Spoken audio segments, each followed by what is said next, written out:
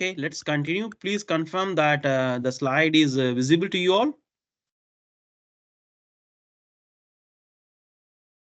So we have seen the area control approach where how you can able to calculate a delta PC without manual value settings in the control algorithms. Here we calculated indirectly or with the feedback from the frequency error or frequency changes. We multiplied with 1 by SKI, which is an integrator. You can see I already said from the beginning 1 by S is the integrator, which is being calculated from here. So I calculated what is my delta PC. Now everything become internally calculated with the feedback. Then most important is the analysis. So how we look at this analysis in a ACE approach. So if you look at this equation, this is our applied calculation for delta PC for calculating the real power command signal. And what is omega? Omega is given by K1 into PS, KPS divided by tau PS. So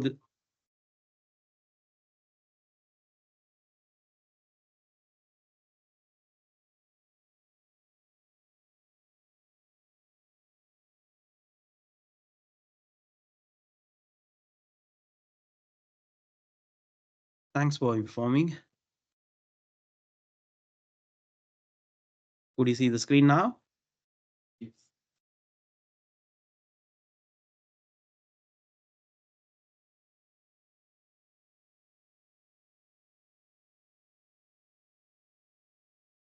So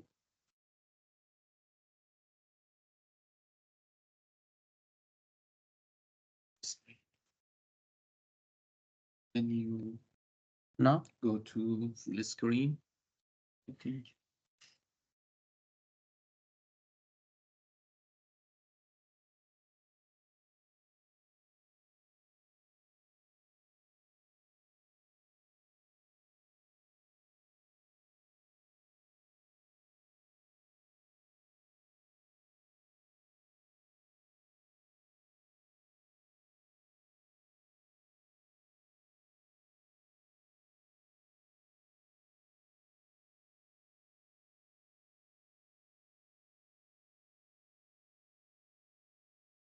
okay, just hold on a second.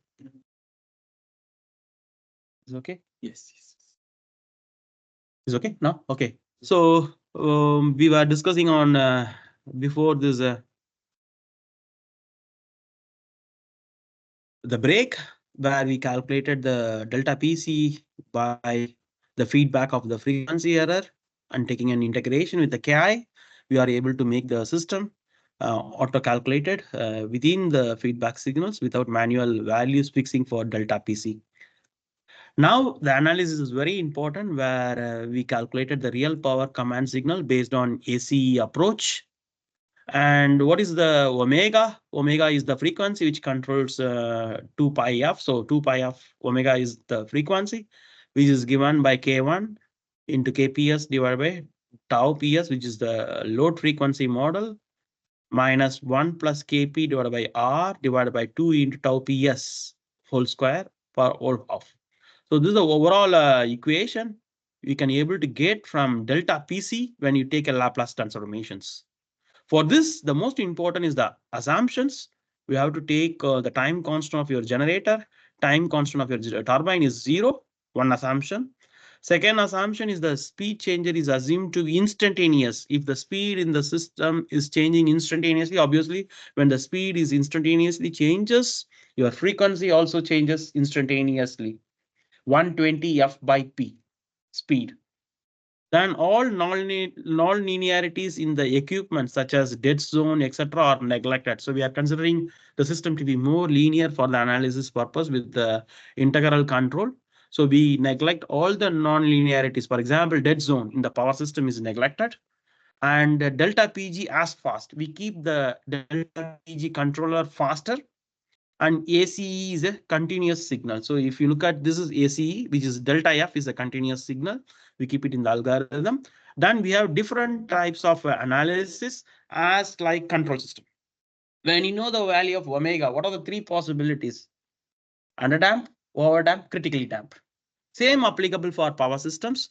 Based on this equation, I'm going to calculate omega square. If the omega square is 0, then my equation can be reduced to K1 equal to 1 divided by. Yes. Yes. I heard some voice.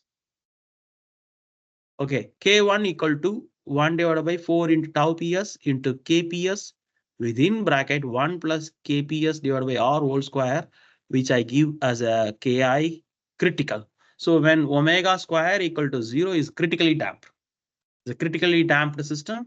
If you have the basics on power in the power systems, you can have a look. Other possibilities, we can have omega square greater than 0. Then this equation will have two roots, e power minus alpha t into sine omega t and e power minus alpha t into cos omega t. You'll have sine function and cos function of the decaying functions. Then this is like damped oscillatory systems, which is a supercritical cases. So in this case, your K 1 greater than K1 attenuation. It's a standard way of representation. And the third case is omega square is less than 0.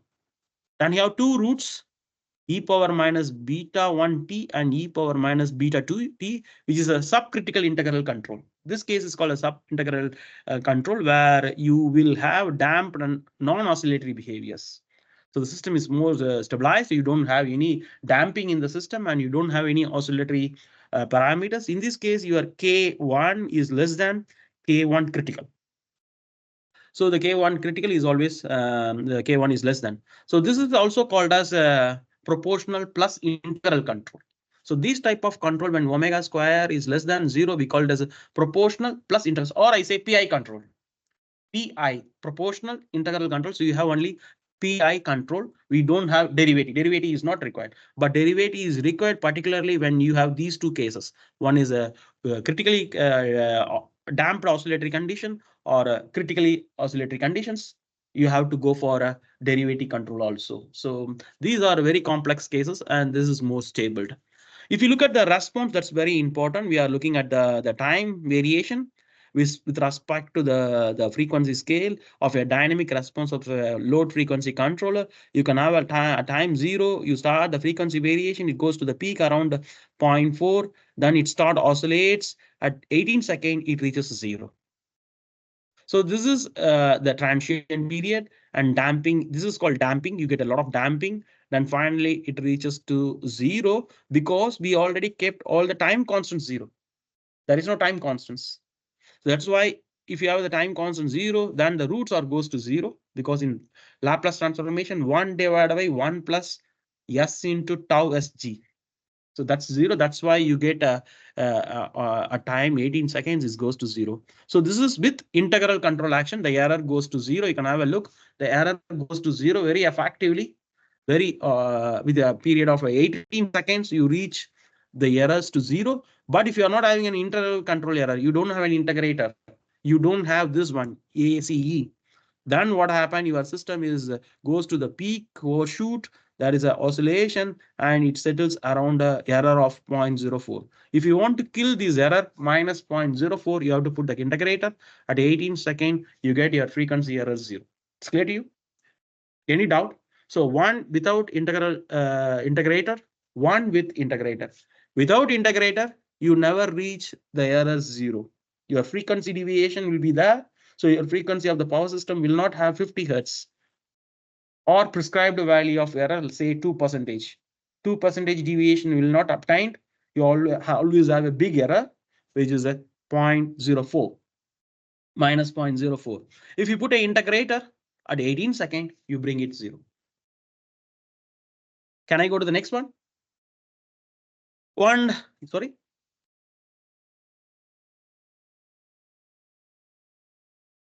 Now, yes, you can see with the integrator, it becomes 0 at 18 seconds. Mm-hmm. Mm-hmm. Okay, I understand.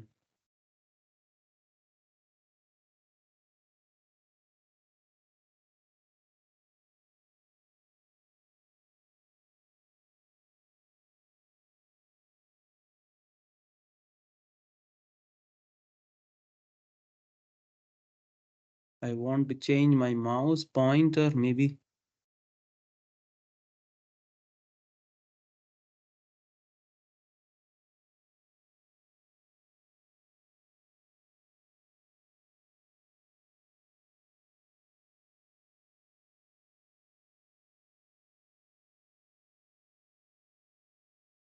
Can you see my screen? Yes.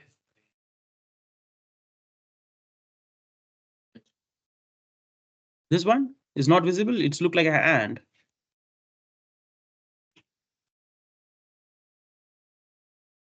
Oh God. Okay. It's not visible. Okay. I see the problem. Okay. Okay. Should share.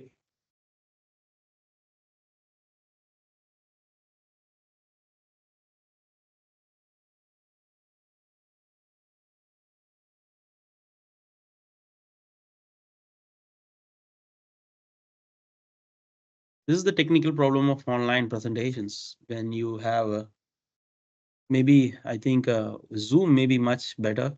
I don't know. Better than Teams, maybe. Could you able to see my screen? Now I make it a full screen. Is okay? No. It's not coming.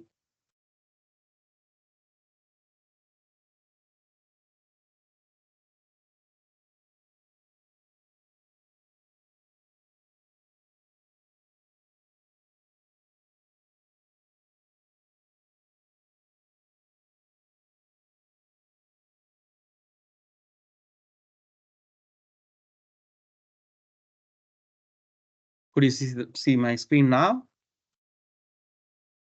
Tabs.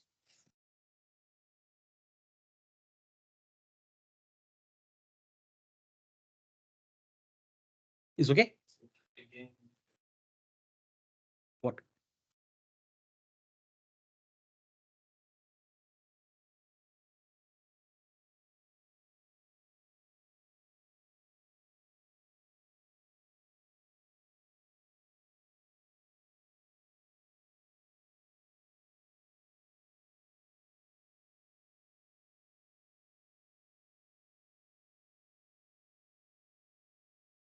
Now is okay.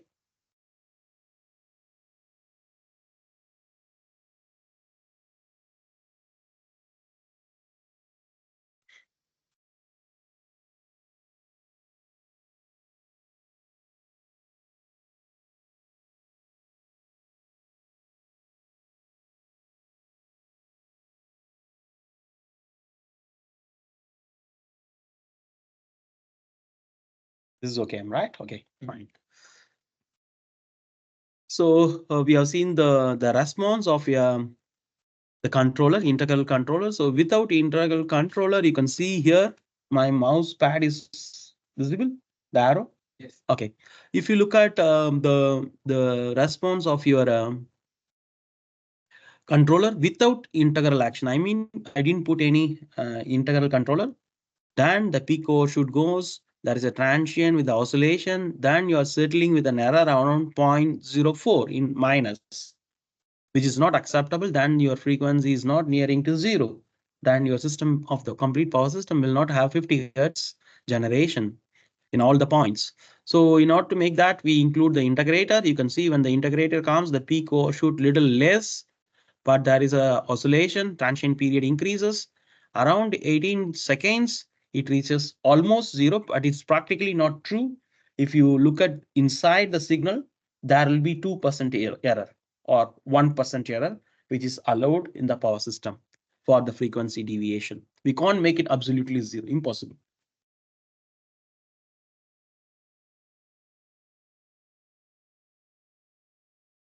Then what is the role of integral gain? That's very important. How we are tuning the gain, that's very important. So please note your gain K1 must be less than the critical one. How you fix the critical? You fix the critical value. By various analysis, design, calculation, you fix the critical value for your Ki, the value of your gain of your integrator, and it should be always less. Otherwise, what happen? You will get non-oscillatory sluggish movements, then you make the integral of delta ft big error. So in order to make it more optimal, less delta ft variation, you keep always k1 less than k1 critical. You can ask me a question, how we decide k1 critical? It depends from one power system to another power system, not only from one power system, one generator to another generator. Then by analyzing all together, we find the critical value and we fix the values. So then how to control the unit power output of the generator? Here delta f of s is given by minus delta PD divided by 1 by R1 plus R2 until Rn. Because you have n generators, the demand is from the load side, so we put it delta PD.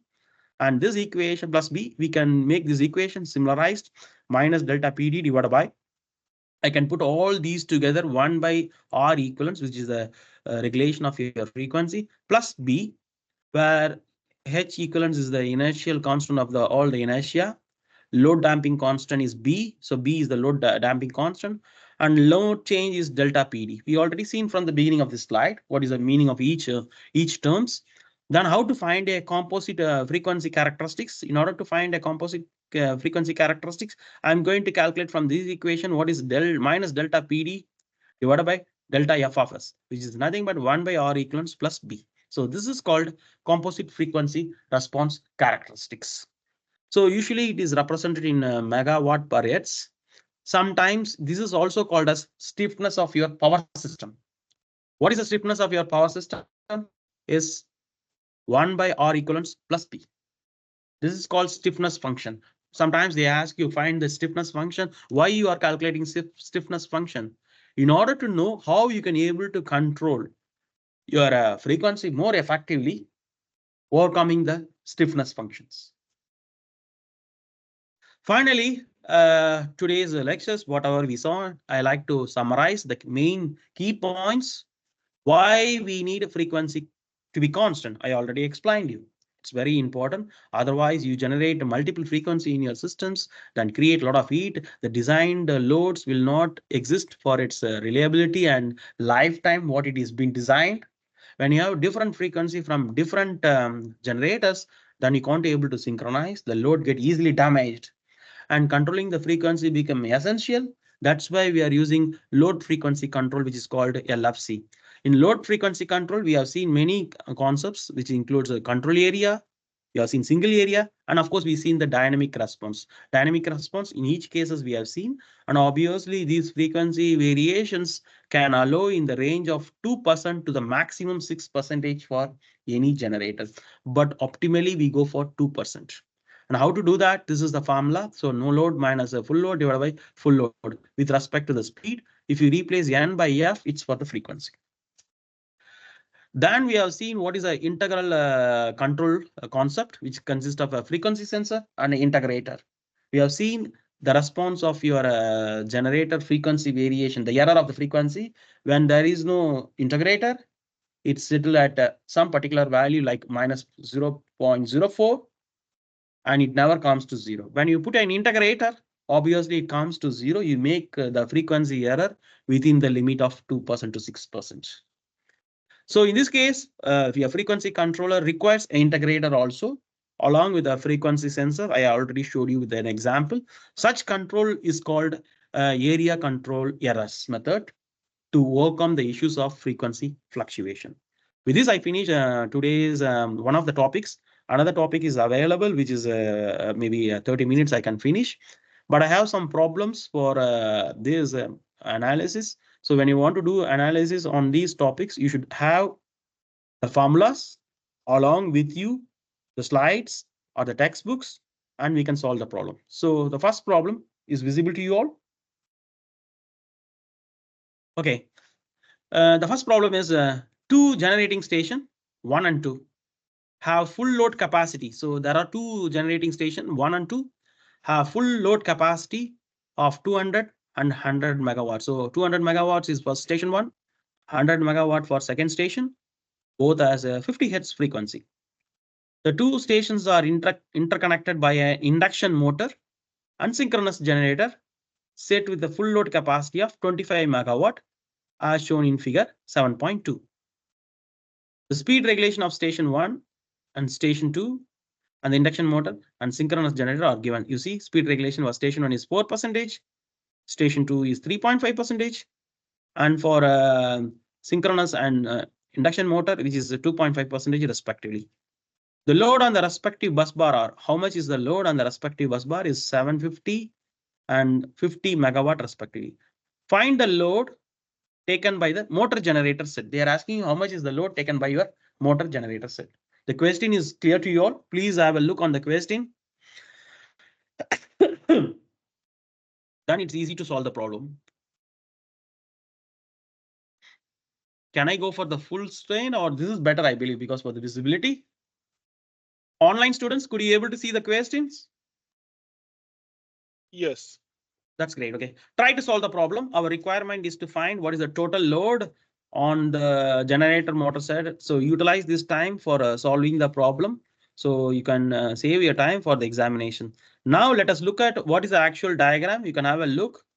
You have one generator, which is the 200 megawatt capacity, feeding 25 megawatt load. Another generator is there, which is a 100 megawatt capacity, feeding again 25 megawatts, but they are interconnected through a synchronous generator and motor, and there is a winding. Obviously, it comes for the transmission. So this is the complete power system what we are working on. So both generators are intercoupled by synchronous and induction generator, and we want to find what is the loading capacity of these two. How to do that? First, let us calculate what is the total load on station 1 and station 2. For station 1, what is the total load? Let be 75 plus A megawatt. For second station, let it be 50 minus A megawatt, because you can see here they have 100 and 200 megawatt capacity. So what I do, I take for the first load in the, it's 75 plus A. Some A is the total megawatt capacity. And second one, I took 50 minus A capacity. For easy understanding of the problem, I took 75 plus A for the station 1. For station 2, it is 50 minus A capacity. Then I'm going to calculate what is the. Sorry, question. Where did the 75 and 50 come from? Yes. For example, you have 200.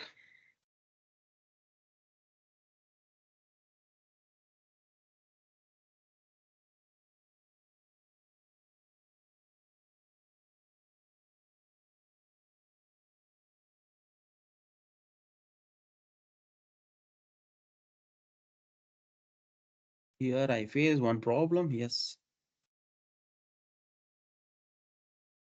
Yes. Look at here. So we have two generators with 200 and 100. It's clear to you. So what I took, the A is the parameter which I am going to have the variation between the two generators. Here it is high power capacity. Here is low power capacity. Say 200 if it is like the maximum. And here it is 100. So already there is a 50% power variation between these two. I'm right. If you look at very carefully, there is a power variation between these two is 50% almost. Okay. So what I decided, this is like giving 75%. This can give like a 50%, because the already it's up to you to decide. You can also put this is 50% and this is 75%. So you decide how much percentage you want the variation. So I put it 75 and this is 25%. If you put it in opposite also, you'll get the same answer, but in opposite. So it's has to decide, because it is 200. This is 100. Already they have a difference of 50%. 50%. I'm right. Already there is a 50%. So what I done, this is giving like 75%. This is like 25%. I fix the margin. For example, I can put it here 65%. Here I can put 35%. So as a start off, I done it is 75 plus A. This is 50 minus A at the beginning.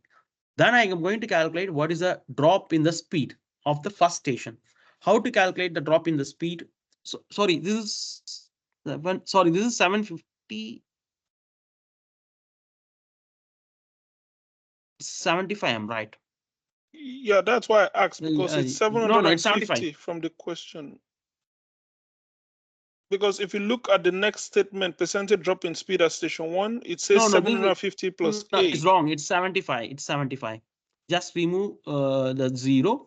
Yeah, 75. 75 Okay. plus A is a typographic error. Just calculate. So it's going to be 75 plus A.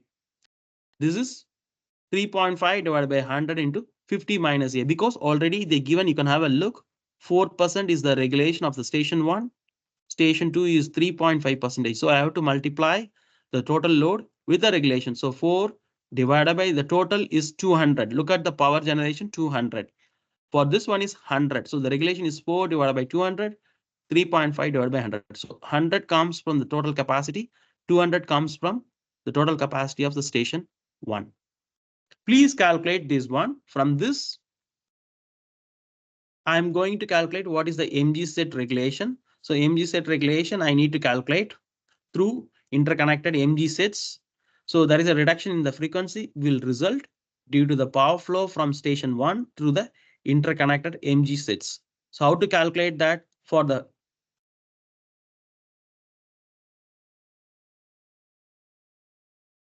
full load capacity is 25 megawatt. The full load capacity is 25 megawatt. What is the induction generator and synchronous generator regulation? 2.5%. So for the drop in case of mg set is 2.5 divided by 25. I'm right. So drop for station 1 is 4%, which is already given in the problem. 4 divided by its rating 200 megawatt into what is the drop you designed 75 plus A. For station 2, 3.5, which is the regulation given in the problem, divided by the capacity of the generator is 100. Look at the equivalent diagram, 100 into 50 minus A. Now I find what is the drop in station 1, drop in station 2. Then I have to calculate what is for the generator mg setups. So I have to calculate for the motor generator setup, which is already given in the problem, is 2.5%. So 2.5% divided by its capacity is 25 megawatt. You can see the full load capacity. So divided by 25. So I calculated also for the percentage drop in case of your mg set. Now what I have to do? So the drop reduction in frequency in station 1, then the reduction in the frequency mg set 2 equivalent to the station 2. Why we consider this equation? Because the station 1 is high power, 200 megawatt. Station 2 is, so obviously the power will flow from higher potential to lower potential. It's clear to you? So now you substitute all the values. 4 divided by 200 into 75 plus A plus 25.8 divided by 25, which is equal to 3.5 divided by 100 into 50 minus A. Solve this problem, solve this equation, find the value for A. Then the A comes 1.666 megawatt. Please calculate. Otherwise, it's very difficult. Please calculate and say, are you getting the same answer? 1.66. So 1.66 is the power flow from station 1 to 2. So please note, look at the single line diagram. The capacity of your station 1 is 200 megawatt. Capacity of 2 is 100 megawatt. Obviously, the power will flow from higher capacity to lower capacity, not from lower to higher. It's not possible. That's why we calculated from 1. So I calculated what is the drop in frequency in station 1, drop in frequency in generator motor setup. Then I calculated what is the drop in this generating station 2. Then the frequency drop 1 plus frequency drop from the motor generator set plus equivalent to the drop in the second generation. It's clear to you? Any question? Now please calculate what is the value of A. Quick question, please. Yes. If so, are you saying that we can choose we can choose whatever value we want, like for the case of the 75 and the 50? Yes, but it's like a proportionate to 100. You understand? It's like Yeah, yeah, I we can't understand. keep So like a yeah, so can we go like maybe 60 and 40, for example? Try. Yes, try. You'll get the same answer. From the beginning, you have to change everything. What happened? Your A, you will find a new value of A. Your A will be greater so that you will get, I can say randomly 60 plus the remaining will be your A. So your A will be 16.66. 16.66. If you put 40 here minus 16.6, then again you will come back to the same value. So it's proportionally equal. Okay, and the reason I'm asking is if you go back to the question, I don't know if this has anything to do with why they use 75 and 50. If you look at the last statement of the question, it says the loads on the Yeah. respective bus bars are 750 and 50 Yeah, megawatts. yeah. Could that be I where am they correct. got it Yes. from? Yes, exactly. It's not 750, it's 75. Maybe 75, yeah. So maybe Yeah, that's where then they it's got all, it it's from. right. Yeah. The Okay. load by respective bus bar is given. So 75. For example, if I didn't give you the load bus bar, you can take it by yourself. For example, 75% and 50% is possible. But in this problem, it is not 750, it's 75. I'm correct. Please change it into 75 megawatt. The load on the respective bus bar are 75 megawatt and 50 megawatt. You are right. Thank you for the right identification. So here it's not 0, it's 75. Yeah. So it's not 75. It's not 750. It's 75. Okay. It's right. Right choice. Correct. You are correct. And you can ask me a question why you put plus A here and minus A here, because this is higher potential. You deliver from A to B, not from B to A. That's why you put plus A here and it is minus A here. You introduce the variable. It's clear to you? Yes. Is okay now? Please calculate and find the value A. Are you getting 1.666 megawatt?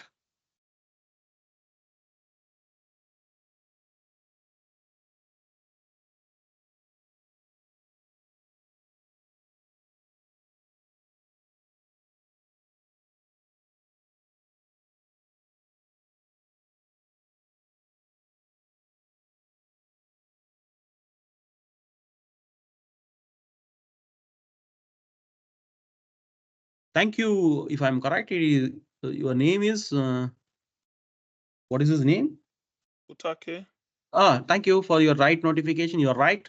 It's 75 megawatt and 50 megawatt bus bar. I didn't listen here. It's right. You have 75 megawatt and 50 megawatt load bus respectively. That's why. Suppose if in the problem in the university, if I didn't give you the bus load, you can assume accordingly.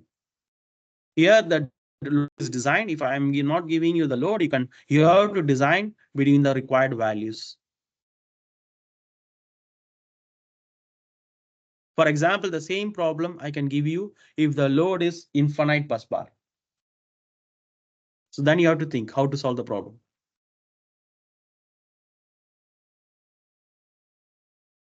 Generators, we have only 2, but the feeder is going to be n loads. Then it's challenges. So that case, you fix one as 75%, another as 50%, or you choose one as 80%, another as 20%. This case, they given you the design. So 75 megawatt for the first generator, 50 megawatt for the second generator.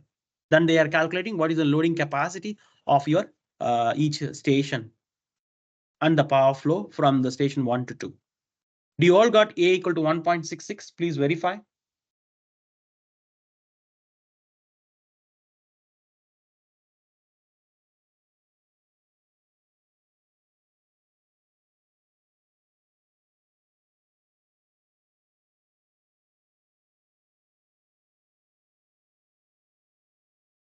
You're getting 1.66.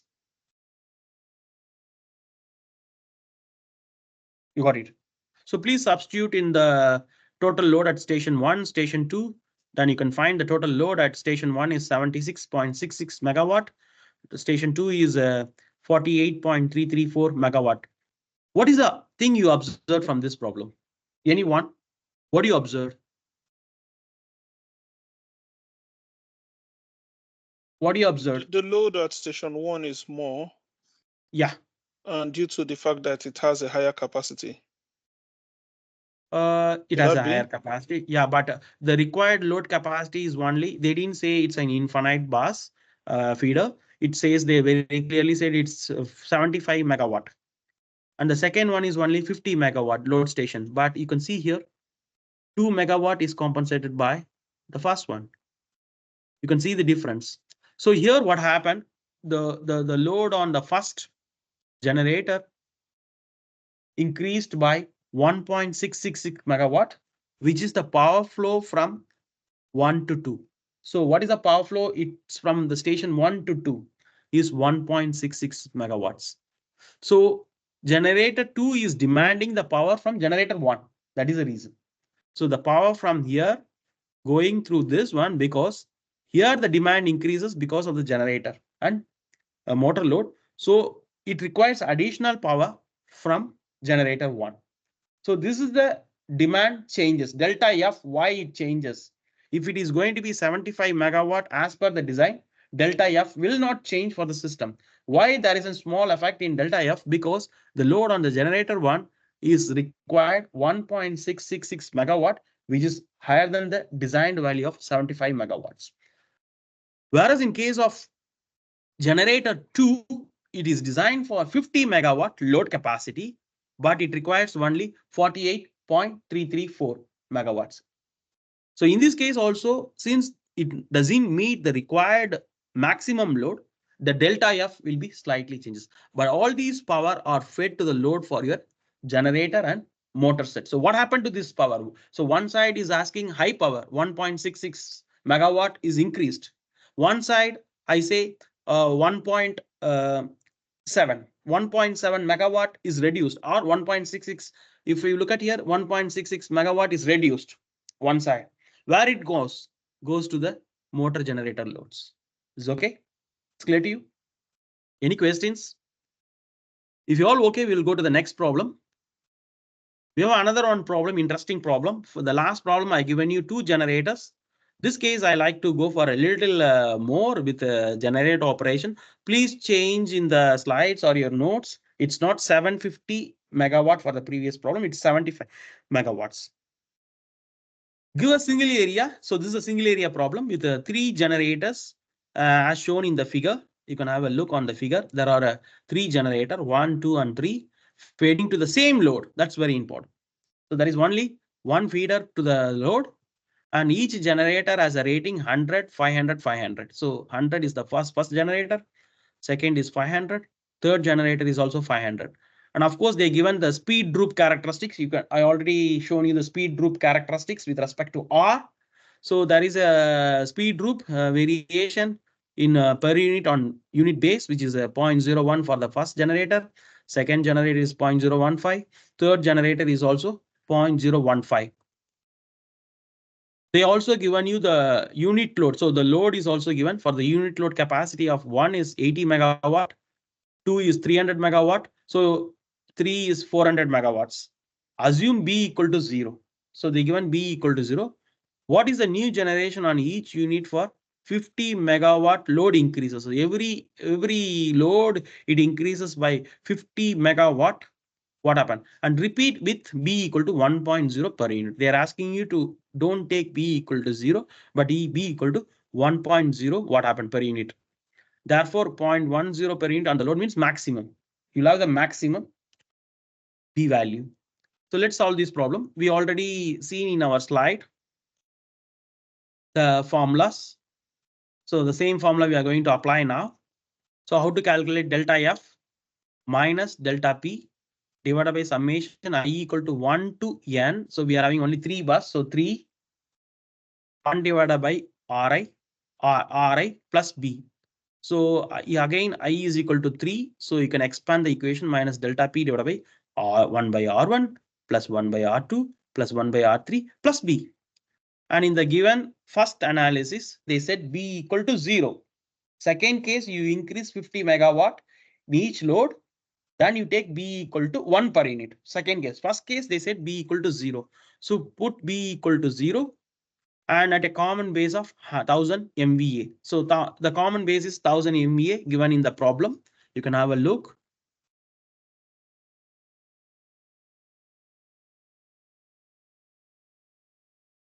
With a common MVA of 1000. So you can have a look. The total capacity is 1100. So we can take it as 1000. That's why 1000 kV bus they took MVA. So how to calculate R1 now? R1 equal to, so I want to calculate what is R1.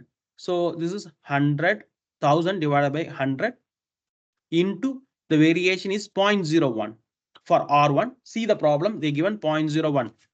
Here you can have a look, 0.01, 0.015, 0.015 for the third one. So 0.01 into 1000 divided by 100. So you can see the problem, they given 100 MVA. Base is 1000.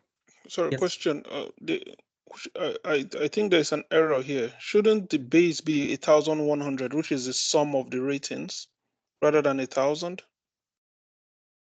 Because we're calculating for the 3 units, so we cannot neglect this is the 100.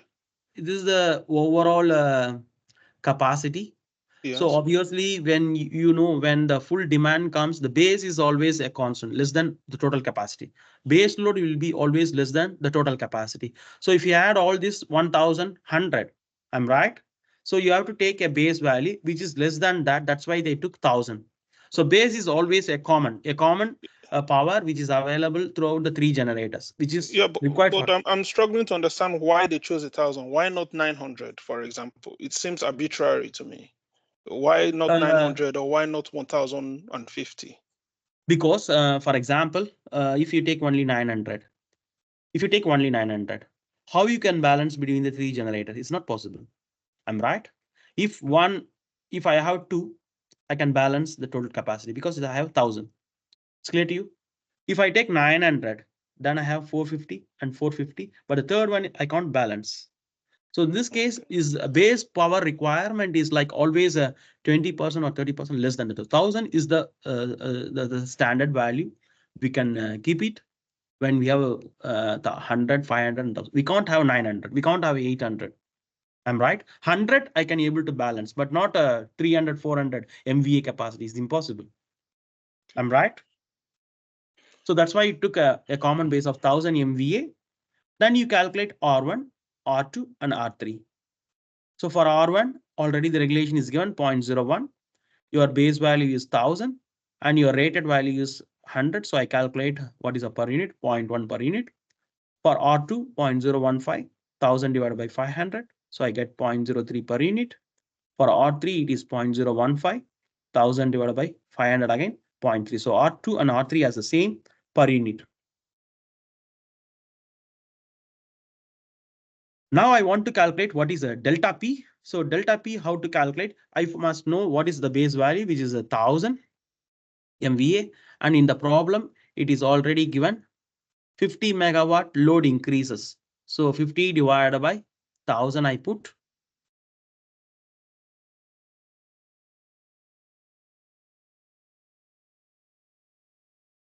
The delta P is going to be 0.05 per unit. So now everything is in per unit. Now I can able to substitute the values in delta F.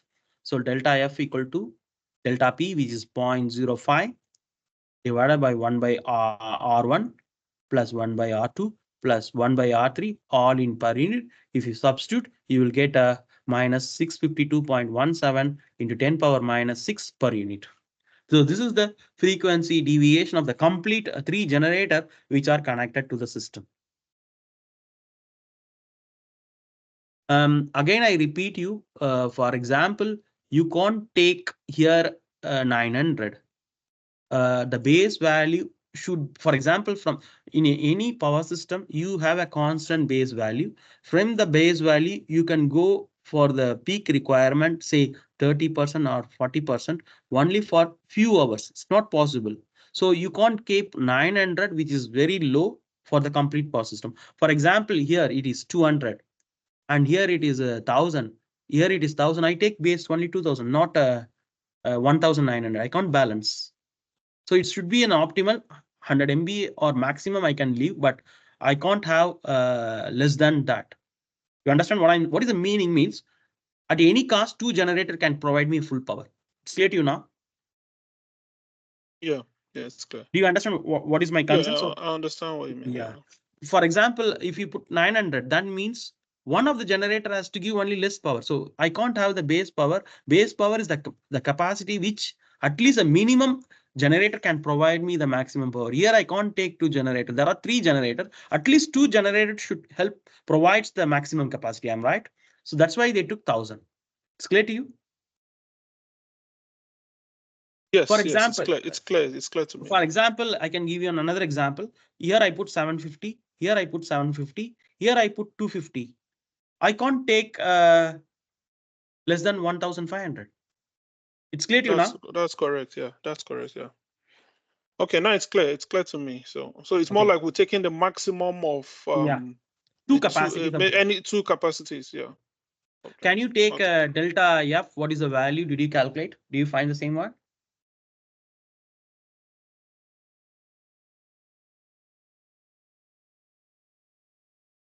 Please check minus 0.5 divided by, put it calculator properly. Do you all get the same answer?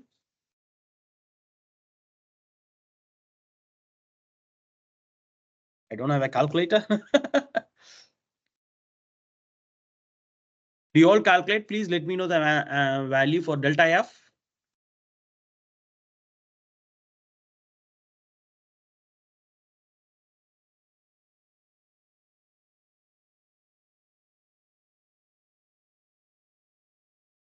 Do slowly. You got R1 equal to 0.1, R2 equal to 0.03, R3 equal to 0.03. I'm right. So R1, R2 and R3 is the same.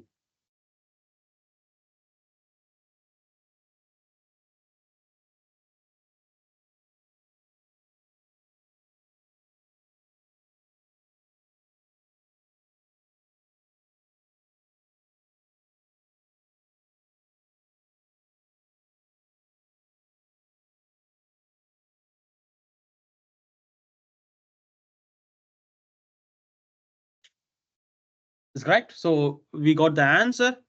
I confirm with you. Could you please confirm in online, students? Do you got the same answer for delta F? Anyone?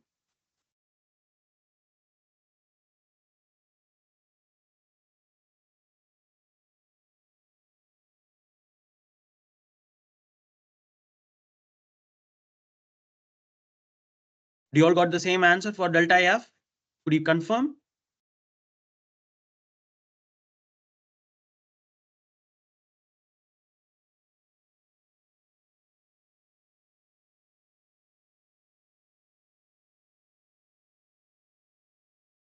Can you confirm delta F? Okay. Now I want to go to the next step because there is a change in the frequency. So F is equal to, we already seen the formula. If you look at my slide, F0 plus delta F. So what is delta F0 is the normal frequency. So it's 50 minus the change in frequency, which we calculated for the 50. Please note, delta F means not only this value with respect to 50.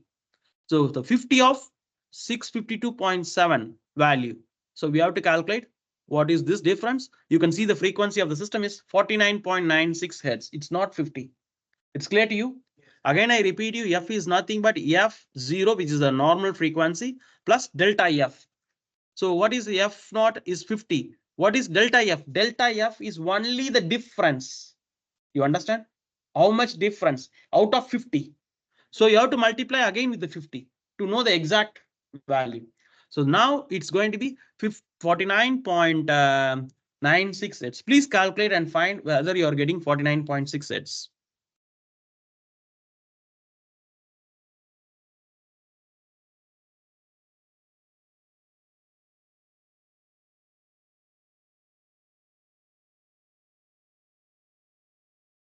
So you all have calculator. It's your job to calculate.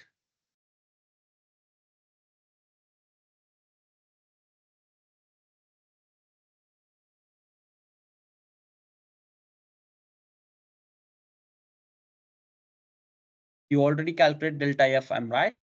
Just multiply by 50 and subtract it by 50, you will get the answer.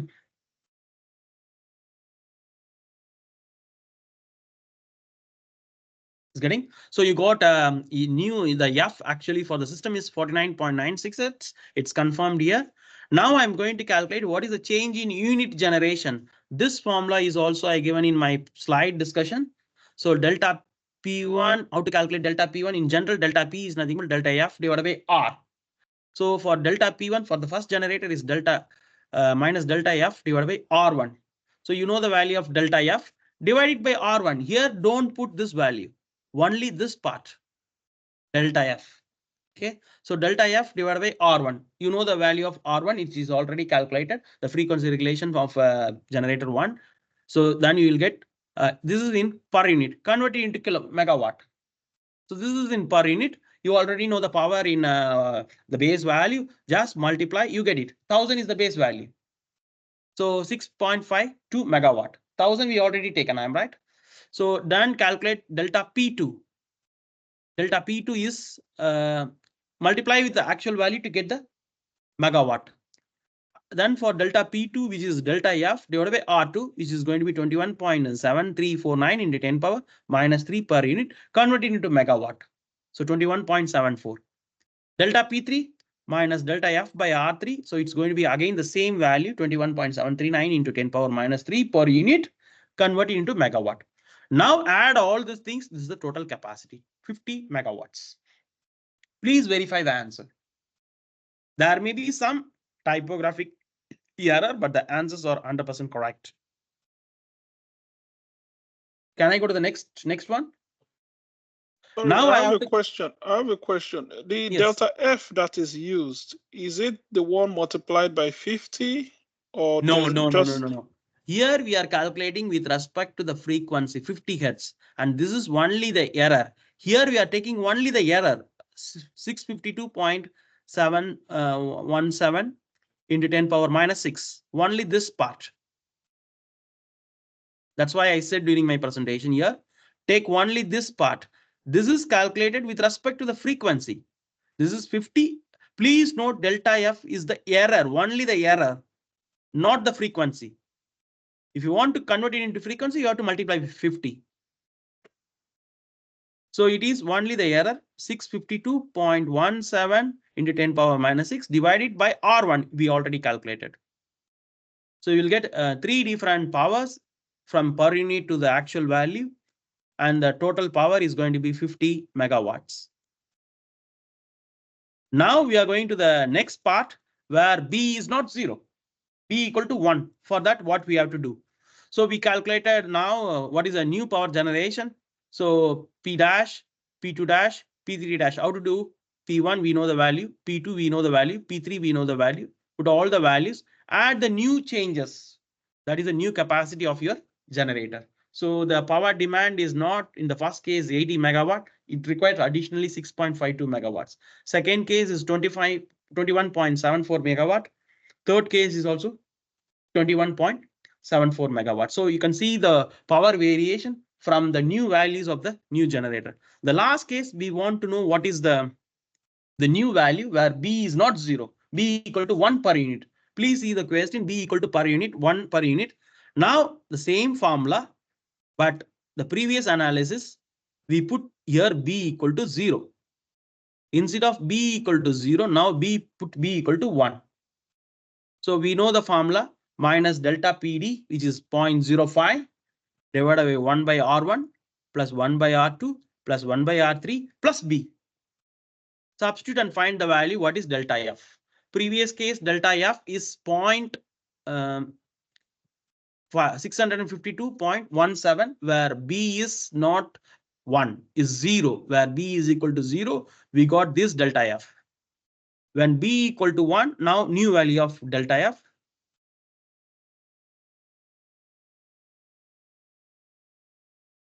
Is correct? Okay, now I want to find in terms of frequency. In terms of frequency, again, F naught plus delta F, which is minus. We have to put the minus sign because this is negative. So 50 minus, we already calculated 673.78 into 10 power minus 6 multiplied by 50. Please note here it is multiplied by 50. So you get 49.9614 hits. Almost the same, but the third, fourth decimal will change. Now I want to calculate what is the unit power generation changes P1, P2, P3. For that, delta F divided by R1, delta F by R2, delta F by R3. You know the value of new value of your delta F, which is already calculated. 643.78 into 10 power minus 6 divided by R1 divided by R2 divided by R3. You will get the each power of your generators.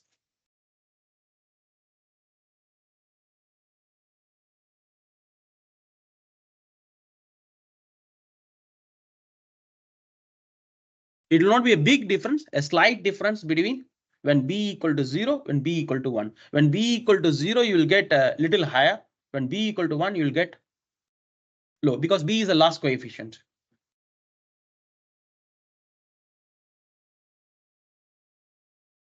Please verify all the answers. Are you getting delta P1, delta P2, delta P3? Now you know the value of delta P1, delta P2. The new generation is going to be P1 plus delta P1. So P1 is 80.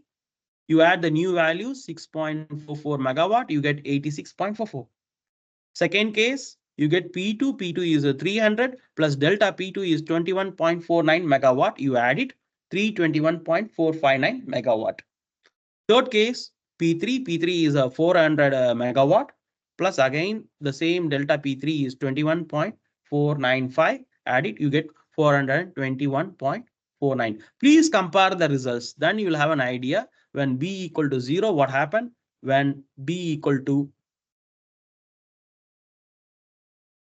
1, what is the difference? See for the third power plant, so for the third generator, 421.74 megawatt is required for P3 for the new generation value. When B equal to 0, you can see here 421.459 megawatt because you included B equal to 1. You can see with the formula here, now B is included, you get little power. Similarly, for a generator 2, 321.74 megawatt. Here it is 321.459 megawatts.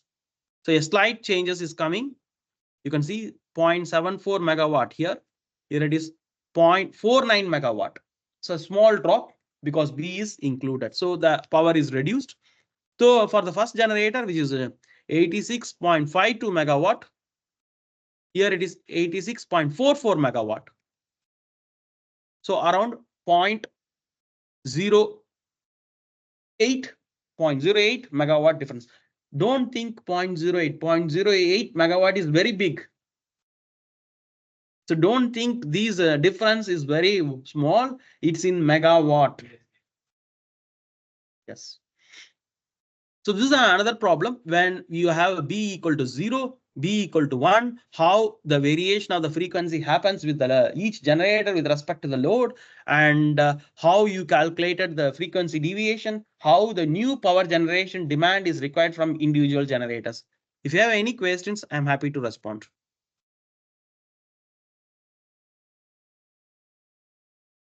So there are many examples in the textbooks. You can have work to make your knowledge better. It's not only the professor who deliver the lectures, it's also your responsibility to utilize the book for your developments. For example, at the point of examination, you can look 7.2, 7.12 to 7.17. These are very small problems. You just 2 lines, you get the answers with the formula because I shown you many formulas, but all I can't teach in 4 hours. So try to look the textbooks for these problems. I specified very clearly what is the problem is required for you. 7.2, 7.12 to 7.17. Maybe not even 1 hour is required to solve these problems with the calculators to understand because you have the direct formulas, apply and see. Then today's last part of our discussion. Can I go to the next slide? So we are going to look at today's last lecture, which is a few slides. So we are going to look at voltage control. It's very important. We have seen frequency control. As I said, the next lecture, we will be discussing on advanced frequency control and reactive power control. For these concepts, please have some basics for the next class with reactive power, and of course have a look on now it's okay. Have a look on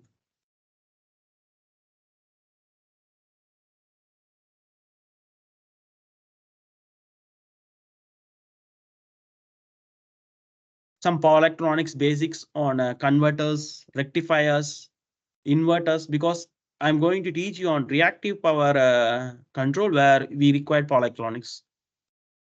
Is not coming? Is okay now? So best, you understand, best is on site, not online. It's not my problem. Is okay? Yes. Okay. So now the second part of today's lecture is on voltage control.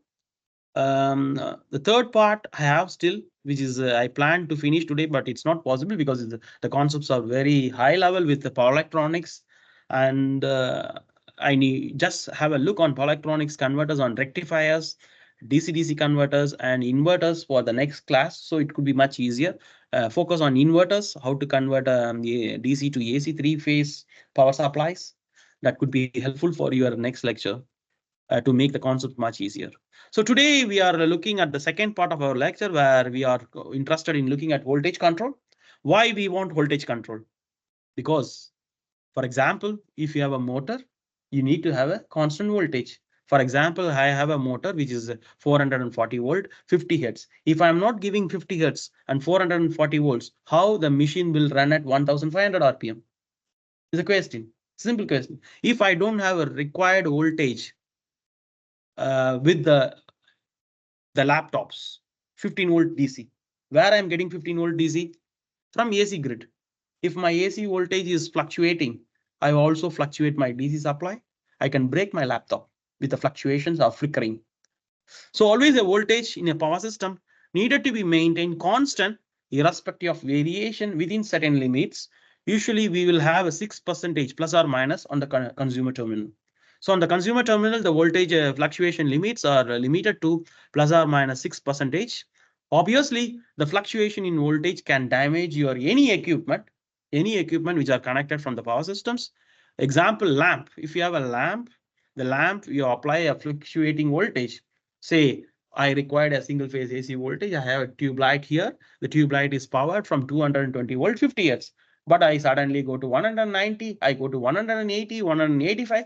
Definitely, my fluorescent lamp will broken up. It's not possible. So flickering and of course fluctuation in the voltage can damage any loads irrespective of its characteristics.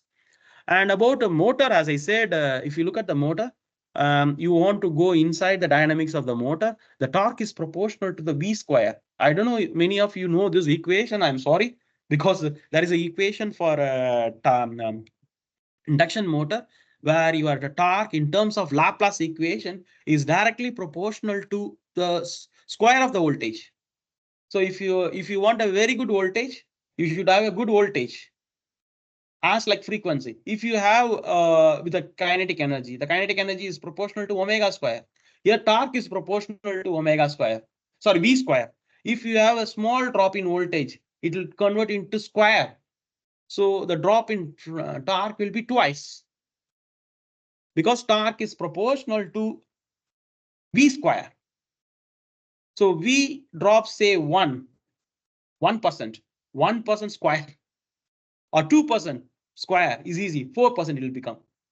It's clear to you? So your torque is proportional to the square of the voltage. A small variation in the voltage can drastically affect your torque of a machine. That's why we need a voltage control.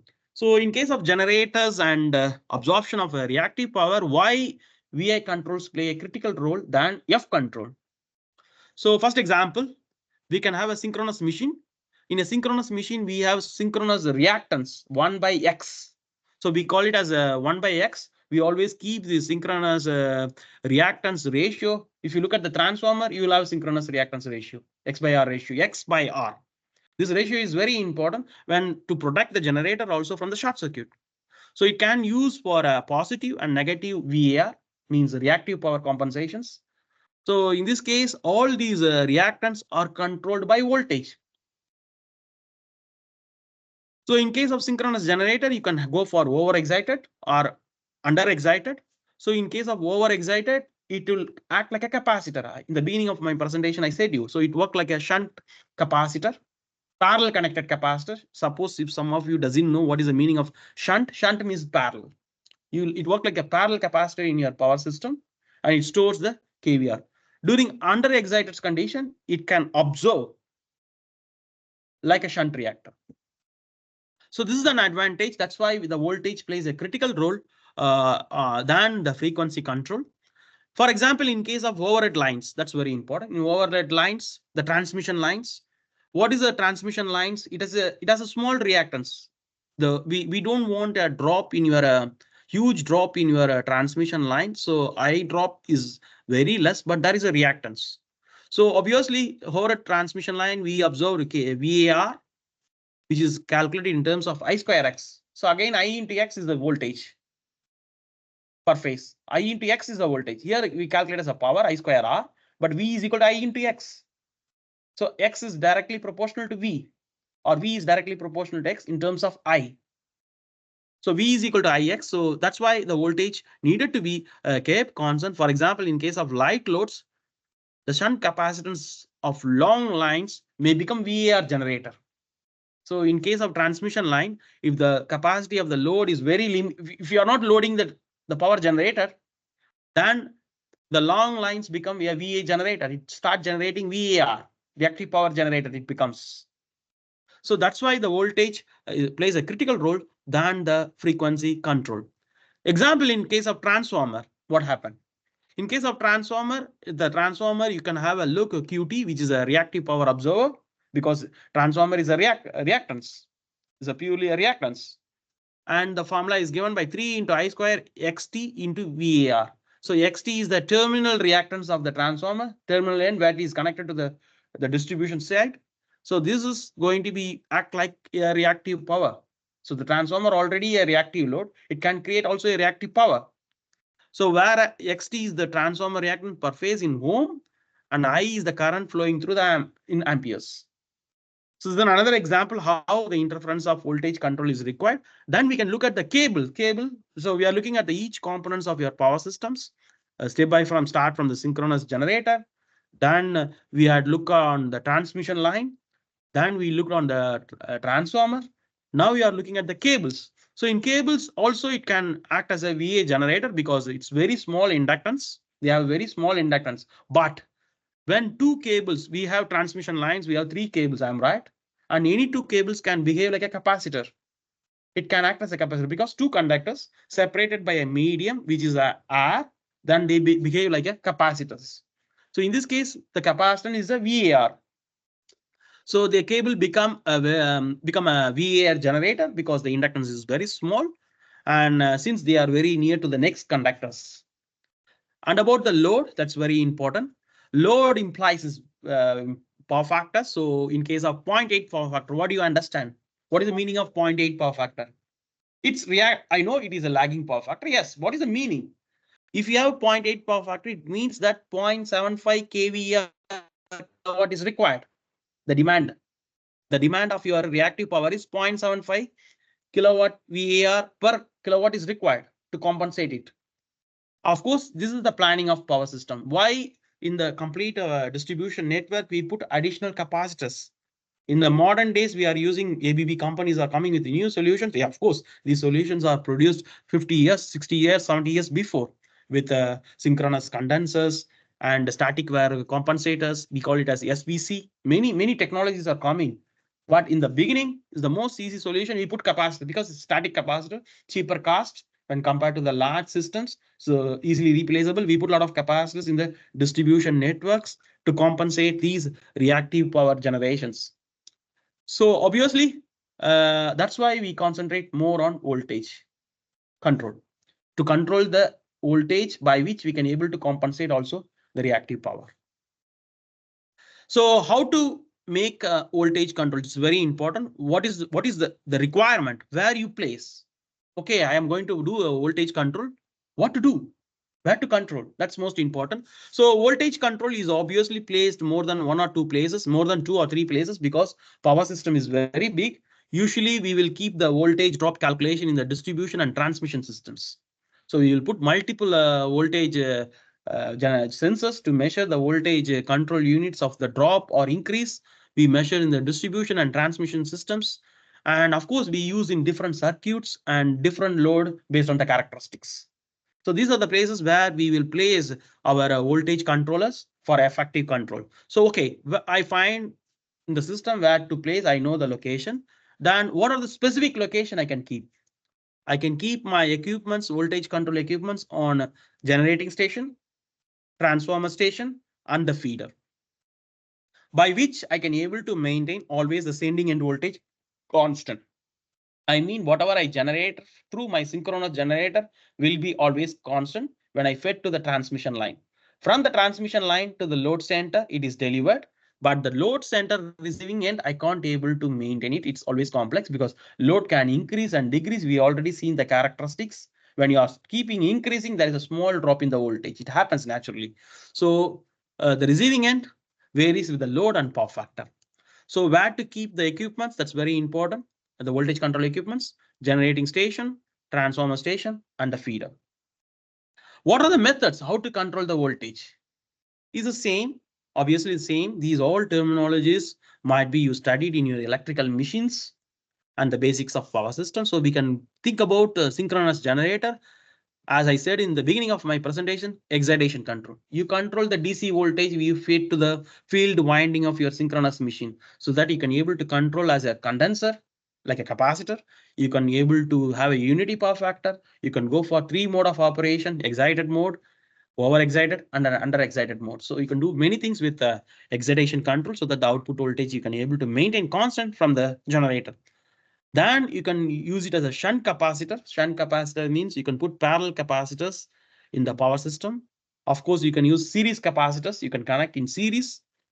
Tap changing transformer. You know the meaning of tap changing transformer.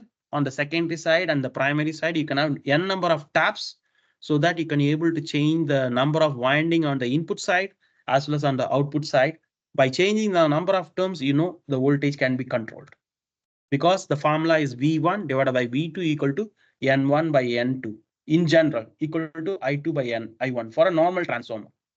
So V1 by V2 equal to K. So V1 equal to K times V2. Easy to control the K. Third one, we can use a boost transformers. There are boost transformers. Obviously, in power system is very common. We step up. Usually, the power is generated from the transformer, from the generators.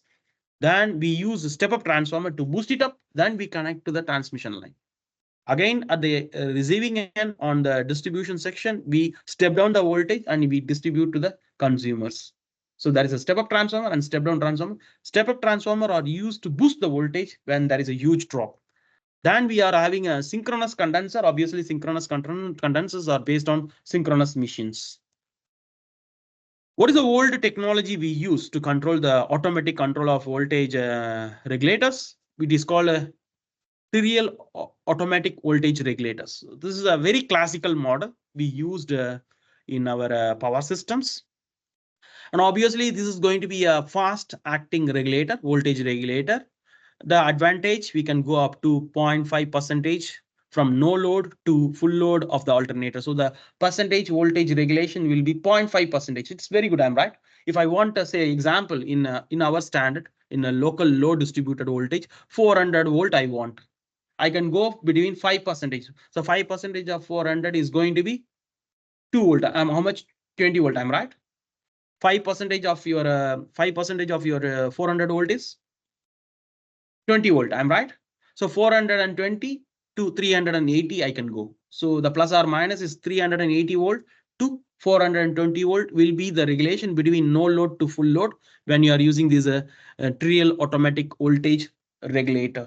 So this is not a new technology. It is being used when the power system started. But still in applications we are using this is more reliable. Now modern technologies are coming and all are replaced by power electronics converters, but still the space is large, still not fully done. So this is an example, and this regulator is also called as a vibrating type voltage regulator because it has many springs. There will be a vibration. That's why it's called as a vibrating type voltage regulators. And it has a 4 different parts, differential relay, excitation system, main control unit, and main contact. So if you look at the system, we have a alternator, which is the power generator. The power generator is fed to a 3-phase AC supply system. On one side, we have AC voltage magnets. You can have a look here, which is connected in a spring balance. You can see the weight and the balance, which is connected in this contact through this. And at the another side of the spring, we have a dashpot for balancing. So this is used for balancing. And this is like a compensating winding. What is the purpose of this winding? This can help additionally the potential difference if the voltage is reduced somewhat here from the alternator. This can provide an additional voltage, so you can be able to boost up by using these compensating windings, because it can increase the number of turns and increase the voltage on the terminal. So it's like a compensation. On another hand, we have alternator. This is the field winding. The field winding need excitation. So it is connected to a exciter. You can have a look through a variable resistance. So this variable resistance is like if you have a minimum resistance, you give more current. Suppose the voltage is having minimum, you increase this excitation current, you get more voltage, the required voltage. If the voltage say 400 is required, it comes to 380. So what happened? I can't able to provide the required 400 volt bus. Example, I'm saying in a low scale, but in large scale, this is going to be in MVA. Please note, it's in MVA scale, in large power system. So what happened? I increase the reduce this resistance. So the maximum current will flow through the exciter. When the current goes through the exciter is maximum, I produce the more voltage. So excitation current is directly proportional to the output voltage. If the voltage is increased here more, it's not 400, it's 450, but I want 400. I increase the resistance here. So I reduce the current and I reduce the current. So I reduce the excitation, magnetic field. So what happened? The voltage comes down. Apart from that, we have additional parts here. You can see the relay. This is a U-shaped relay, which is connected between the excitation system and the balance. See, so if the potential provided by the excitation is not sufficient, this relay will come into the lock and it will create a balance here so that you can get these contact point closed and this dashpot will come down, by which the number of turns you can see here, this contact will move and changes the number of turns. By increasing the number of turns, you produce more voltage. By reducing the number of turns, you produce less voltage because V1 equal to K times N2. So turns ratio plays a critical role.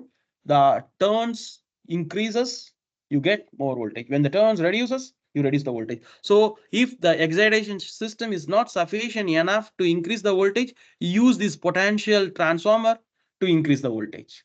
How to do that? By based on the relay. So this relay will find the current difference between your excitation and the potential difference. That potential difference will play a contact here so that this point will contact. The next part is the DC magnet control. We have a DC magnets here.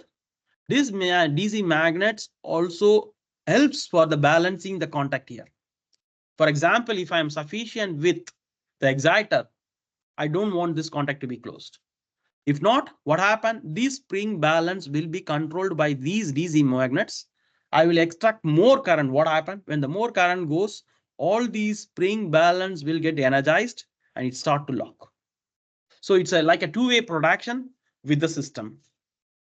Then there is a capacitor. You can have a look through a relay contact. So this relay contact will store the excessive energy through the excitation system in the capacitors. So this is a standard module which is used in the past for controlling automatic voltage regulators. Any questions, particular question, I'm happy to help you to elaborate on this model. So only two different controls, very simple. One, we are controlling on the excitation by using a relay. Why the relay comes, the inverted relay balance between the potential transformer and the excitation systems. If the excitation system is not sufficient enough, we control also the turns ratio of your potential transformer. So that both the side we balance and we always try to give a constant voltage to the output. Any question? You can have a textbook. There is a elaborate description on each part. You can have a look. Another one which is also available in ABB, very long time. So it's called a Brown-Boveri regulator. So this is a schematic scheme of the Brown system in real time with a detailed Brown-Boveri regulator for generating constant voltage. How it has been done? You have a three-phase AC supply system. You can have a look. And this is my a Q react. There are two coils. One is P coil and another one is Q coil. So this is a P coil and this is a Q coil. And these coil are connected through a 3 series resistance and a potential winding P. You can see that P is connected and through a differential resistor RC and RF. And another part is connected to again the Q. You can see the Q coil, which has a potential difference. So Q, you have two Q coils, which can provide two different potentials. Similarly, two P coils, you can have a look. They are adjusted by means of adjusting this potential divider RC and RF. So they are the variable resistance. By changing the variable resistance, you can change the power flow through P and Q, according to which you can be able to control the voltage on your three-phase buses. Here, why we are calling as a P and Q?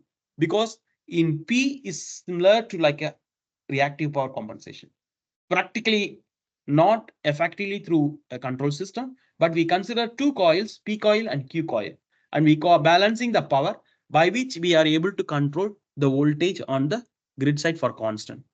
So here we use the resistance of the regulator varied gradually or in small steps, but in the previous case, we can't have. In the previous application of the voltage regulator, what we have seen here, if you look at, it's like fixed turns. It's not gradual, fixed values.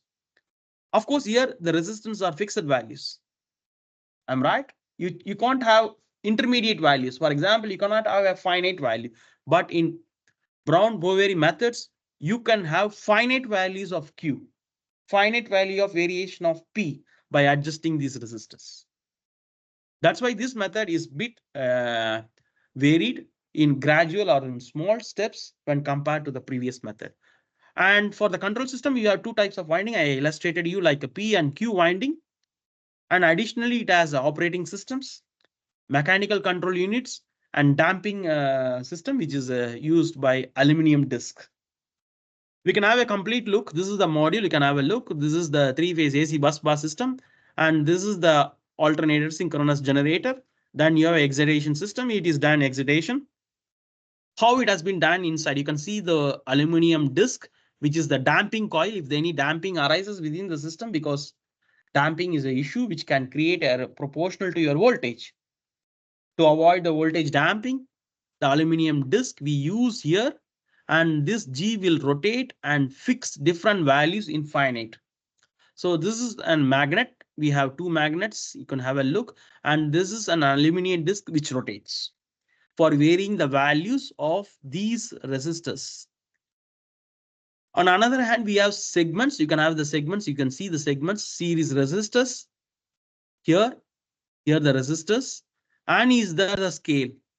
As I said in the presentation, you have a finite variation. For example, the resistance can be varied between 0 in decibel scales, finite variation, an example until say 9 is for the representation they given.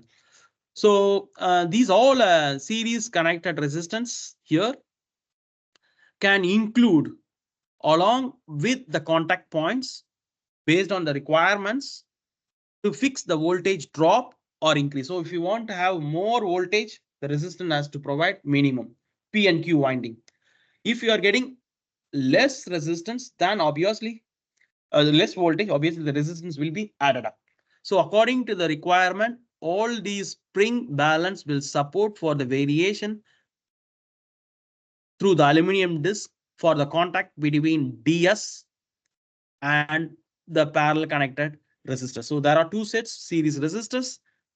Sets are which are included in series with the contact towards your grid system, so that the alternator can able to provide a constant voltage only based on the excitation.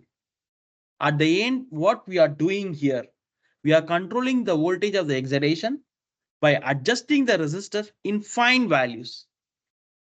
But in the previous case, we also included the voltages through potential transformers using multiple taps and additional inclusion apart from excitation control. In this method, here we control only the excitation systems by finite adjustment of the resistors.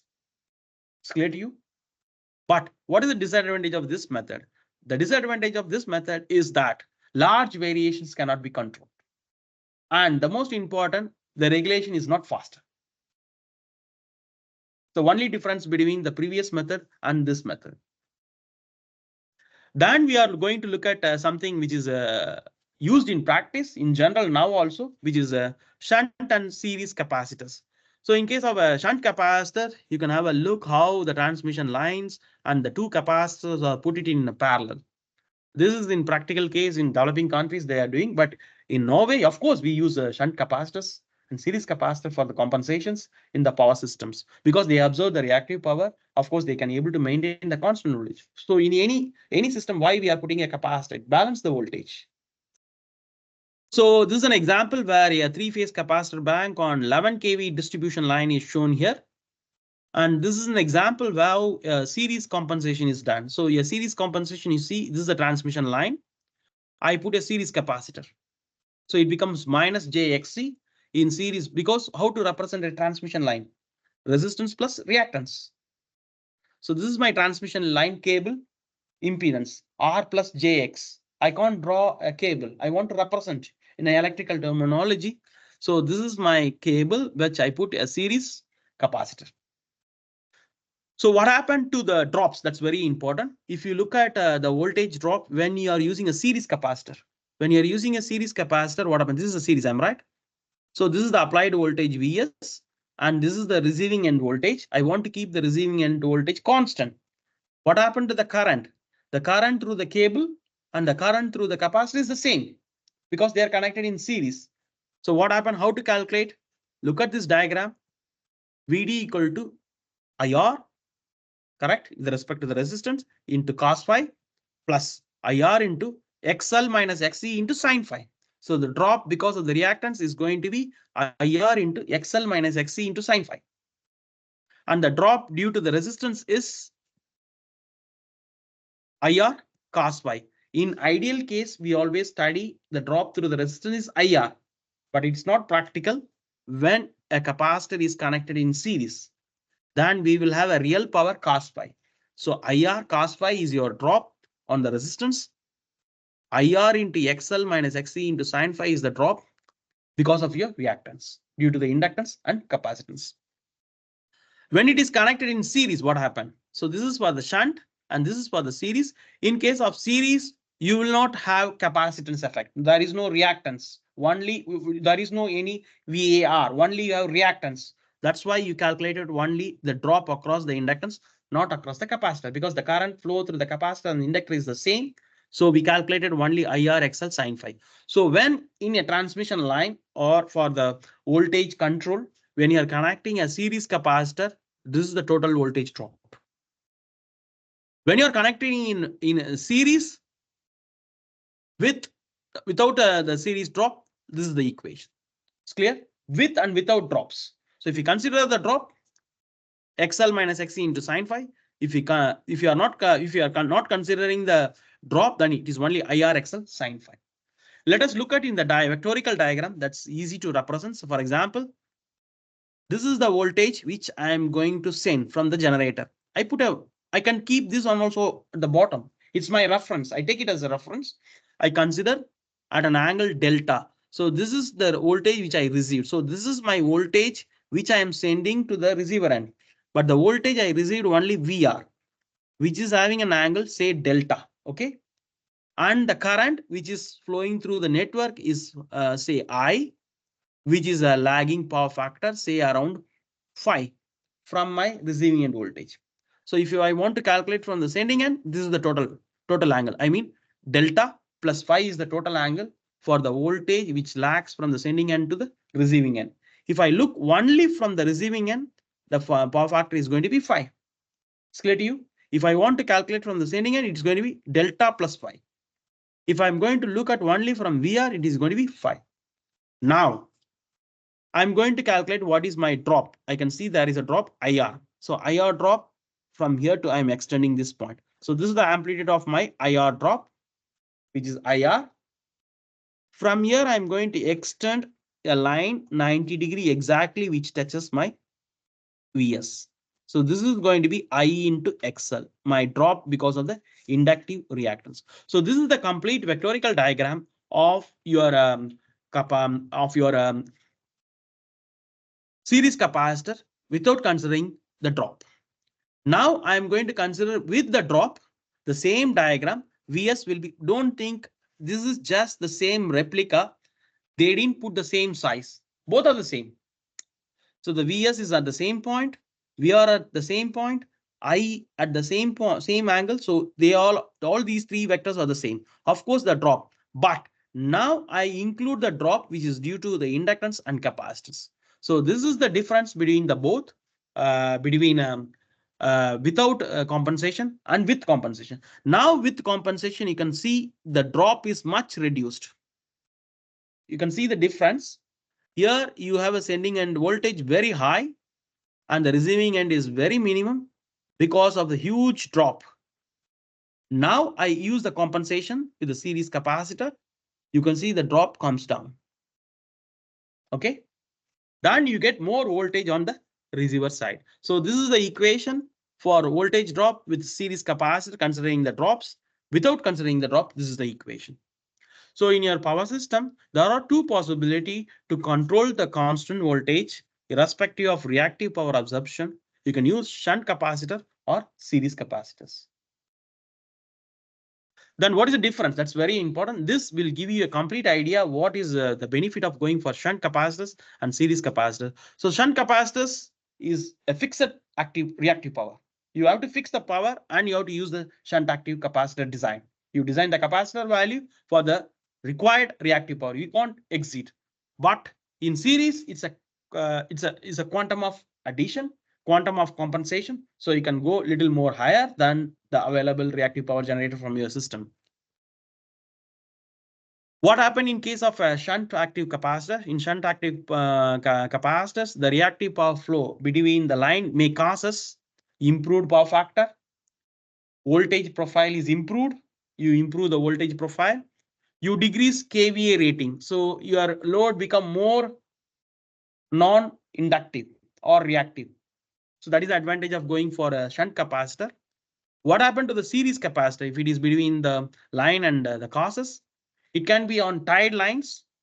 Power transfer is greater than the shunt capacitor. You transfer more power, but specifically suitable for the situation when the flicker due to respective load function occurs. So when there is a frequent flickering in any power system on the load side, you can go for a series capacitor. And it is transfer much power. What is the third condition in case of shunt capacitors? Usually these are available. These capacitors are provided near to the load center. Wherever the load, you put very near to the load. And they are very economical. And of course, they can be done between the compensation between the line and substation. So always we prefer shunt capacitor near to the load center. And it is cheaper. Whereas in case of series capacitor, it's very difficult to decide where to place. Usually there is a thumb rule. We decide the best possible is 1/3 of the electrical impedance from the source bus bar. So they calculate what is the 1/3 of the electrical impedance from the source bus. Then they adapt the series capacitor. So shunt capacitor is very easy. You decide the place where I want to put because it's near to the load center, always decided between the lines and the substations, but not in case of series capacitor. It has to be calculated based on 1/3 of electrical impedances. In case of shunt capacitor, you have a fixed kVAR supplies. So it's cheaper. You know how much is reactive power going to be generated, how much is stored, design the capacitor. But in case of a series capacitor, it cannot be designed because the capacitor is connected in series. The same current will flow through a capacitor. So the required value always for this capacitor is very high than the shunt. So it's expensive. So series capacitor is always expensive application than the shunt capacitors. And about unity power factor can be obtained. So it largely improves the compensation, large compensation for the power factor. Whereas in case of series capacitors, they are useful much in faulty current application. If there is a fault current occurrence, these needed to be specially protected because the same current will flow through your capacitor, and capacitors are very sensitive to change in current. They are very sensitive capacitors. So the reliability of using series capacitor is much limited. For example, if you are using a heavily load lines, the compensation required from shunt capacitor is bigger. You need to increase the size of the capacitor. For example, if there is a sudden rise in current in the locations, series capacitor can be useful because whatever the extra energy stored because of the generated because of the current can be stored in the series capacitor. Overall, I can say the cost of shunt capacitor is cheaper, cost of series capacitor is higher. Then we can look at how to balance the voltages by using different transformers. We have two types of tapping transformer. One is off-load tapping transformers. Another one is online or on-load. What is the difference? In off-load, we change the tappings. So this is the primary winding. You have the power supply. On the secondary side, which is connected to the lines, we will have n number of taps. You can see the tap 1 to n. When you want to change the taps, you disconnect the line, then you connect, change the tap, and you connect. So that's why it's called off-load tap changing transformer. So in case of off-load tap changing transformer, the transformers are disconnected from the load when the tap setting is changed. And this is a big example. For example, if the voltage on the primary side is varying, for example, generator is producing less, adjust the tap to boost the voltage. For example, due to the increase in load, there is a small drop in the voltage. Adjust the tap. You know the formula for the transformer V1 by V2 equal to K1 by V1 by V2 equal to N1 by N2 equal to I2 by I1 equal to K. So if you want to maintain the receiving end voltage, adjust the turns. V1 equal to K into N2. So you can adjust the turns and you can be able to balance the voltage required at the receiving end. Any doubts? It's a simple transformer application. Any doubts on half tap, top tap changing transformer? So receiving end voltage is controlled by changing the number of taps or turns by adjusting. What is the important parameter you have to look at? When you want to change the taps, you have to disconnect the transformer from the load. Change the tap, then connect. Then about on-load tap changing transformer, this is used in practice heavily used in practice. For example, this is a view of a 2.5 megawatt MVA transformer, which is shown in the figure. You can see the online tap changing transformer circuit. So this is inside the transformer, which will change the number of taps according to the requirement. Here you doesn't need to change the or disconnect the transformer from the load. It can be done online, on tap. So for example, the voltage is changing on the receiver end. There is a fluctuation.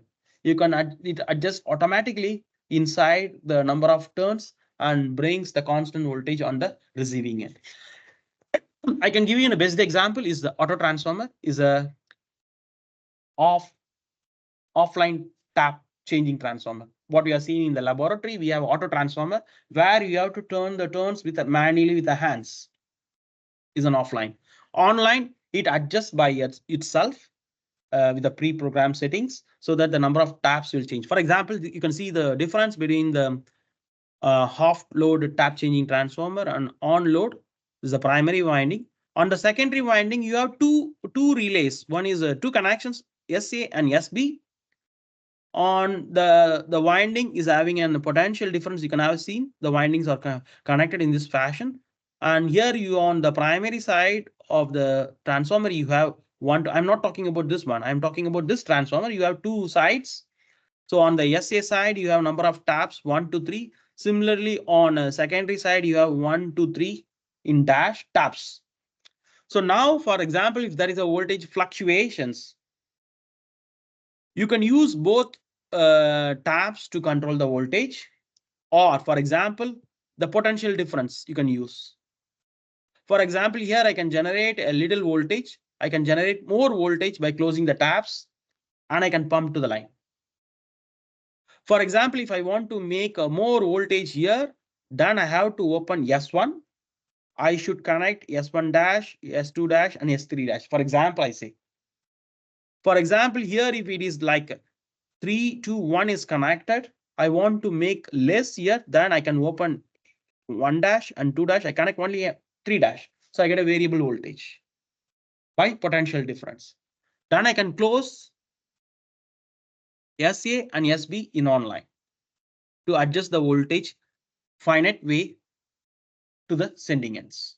So this is the advantage of using these on-load tap changing transformer. So in online tap changing transform, based on the receiver end requirement, the turns can be adjusted according to the increasing the voltage or reducing the voltage.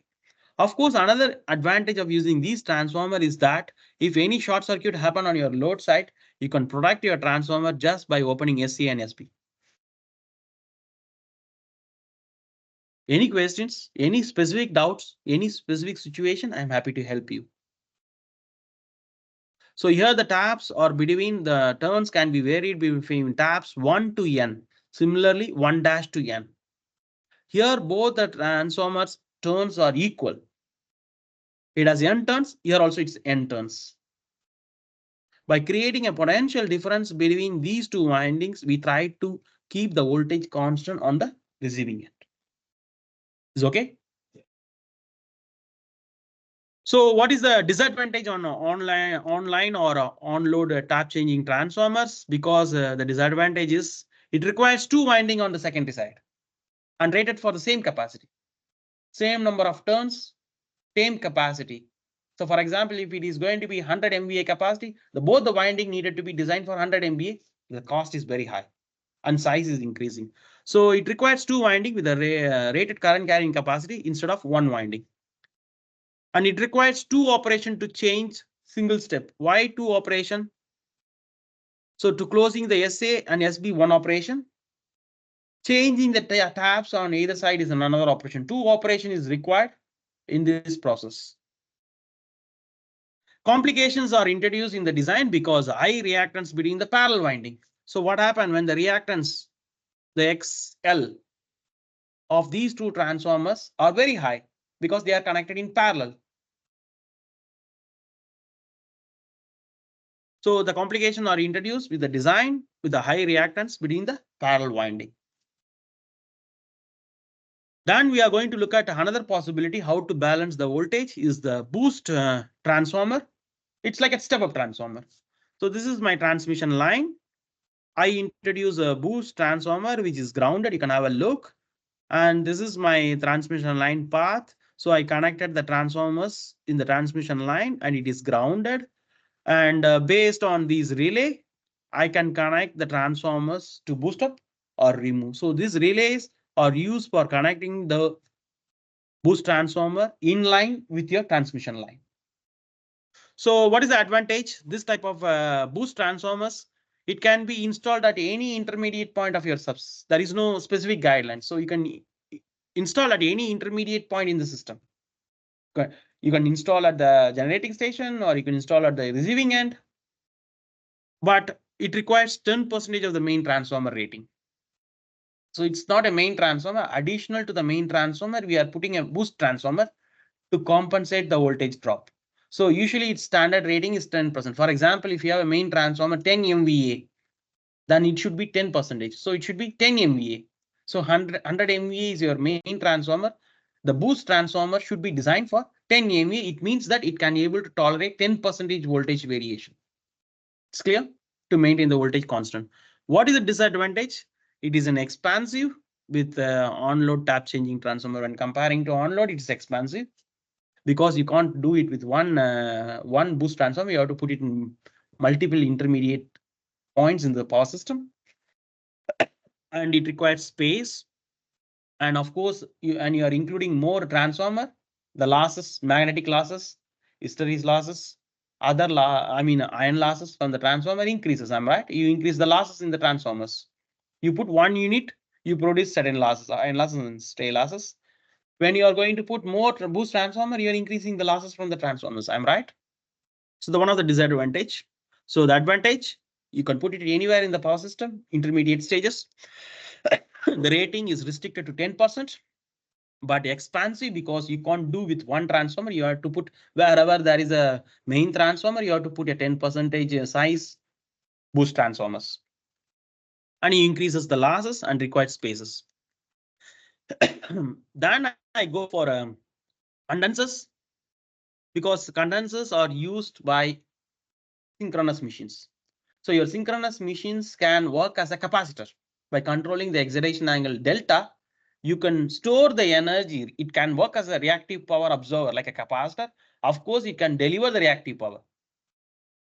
That's why we have three mode of operation with synchronous generator. Synchronous generator is used as a synchronous condenser. So there is no difference. It's the same machine we use. So what is the difference between the synchronous condenser and capacitors, static capacitors? So we use static capacitors for building the voltage, build up the voltage, particularly by using a series capacitor and shunt capacitor. We have seen the difference. What is the advantage of series capacitor, disadvantage, and advantage of shunt capacitors. So in case of synchronous condenser, harmonic voltage does not exist. So in the voltage, we will not have any harmonics. It's free of harmonics. But in static capacitors, there will be large harmonics created in the system. Power factor can be varied uniformly, stepwise. You can get best power factors in point. For example, 0.8999. It's possible. But with the designing a capacitor is always, can you design a capacitor 0.8999? It's very difficult because it has to be manufactured from the companies. So power factor, it doesn't varies in a huge stepwise, but here it is more stepless, very uniform. Here it is stepwise. You design for particular values. Then about overloading. Overloading with the condenser is for only short time. So usually all the power plant will have a parallel synchronous condenser because all the loads are reactive. The reactive power will be generated and this will be stored in the synchronous condenser. So it can only use for short period, not for long period. Here, static capacitor doesn't allow for overloading because it is rated for particular. You are designing the capacitor for rated values, and you can't go for overloading. Here, power loss is more because you have another synchronous machine. Here, power loss is less because it's a static device. It's not a rotating device, it's a capacitor. But here you put another synchronous machine, you create similar losses like a standard synchronous machine. This is economical when the power range in kVA, MVA rating. This is not for small power like VA. We don't use synchronous condenser for these buildings. No, not at all. Not for our universities. We use capacitors. If you go to the main transformer of this block where we get the power, we will have also a parallel capacitors, static capacitors for controlling the power factor and voltage. But for large power plants, substations, generating stations, yes, we use a synchronous condenser, large scale minimum in terms of kVAR. And this is not economical for kVAR because how much capacitor you can put? If you are designing a capacitor for kVAR rating, it's very large size. Then here it is a failure rate is very less because it's a machine, it's an electromechanical machine, it's a machine, it's a synchronous machine. So the failure rate is very less, more reliable. But capacitors are very sensitive to small voltage variation because I is integral VDT, I'm right. So the current through the capacitor is integral VDT. So it is very sensitive. So the reliability of the capacitor is limited. So this is the difference between synchronous condenser and static capacitors. This is an example of synchronous condenser. I already given you an difference between what is the advantage of going synchronous condenser and difference between static. Then I come to the application. Now you can have a look. This is an example. Hitachi Energy Synchronous Condenser System, which covers, you can see the range 10 to 200 MVAR range with a single machine. So one machine can able to store which around 10 to 200 MVAR reactive power. Think about the capacity. One machine. Can we do with a capacitor? Impossible.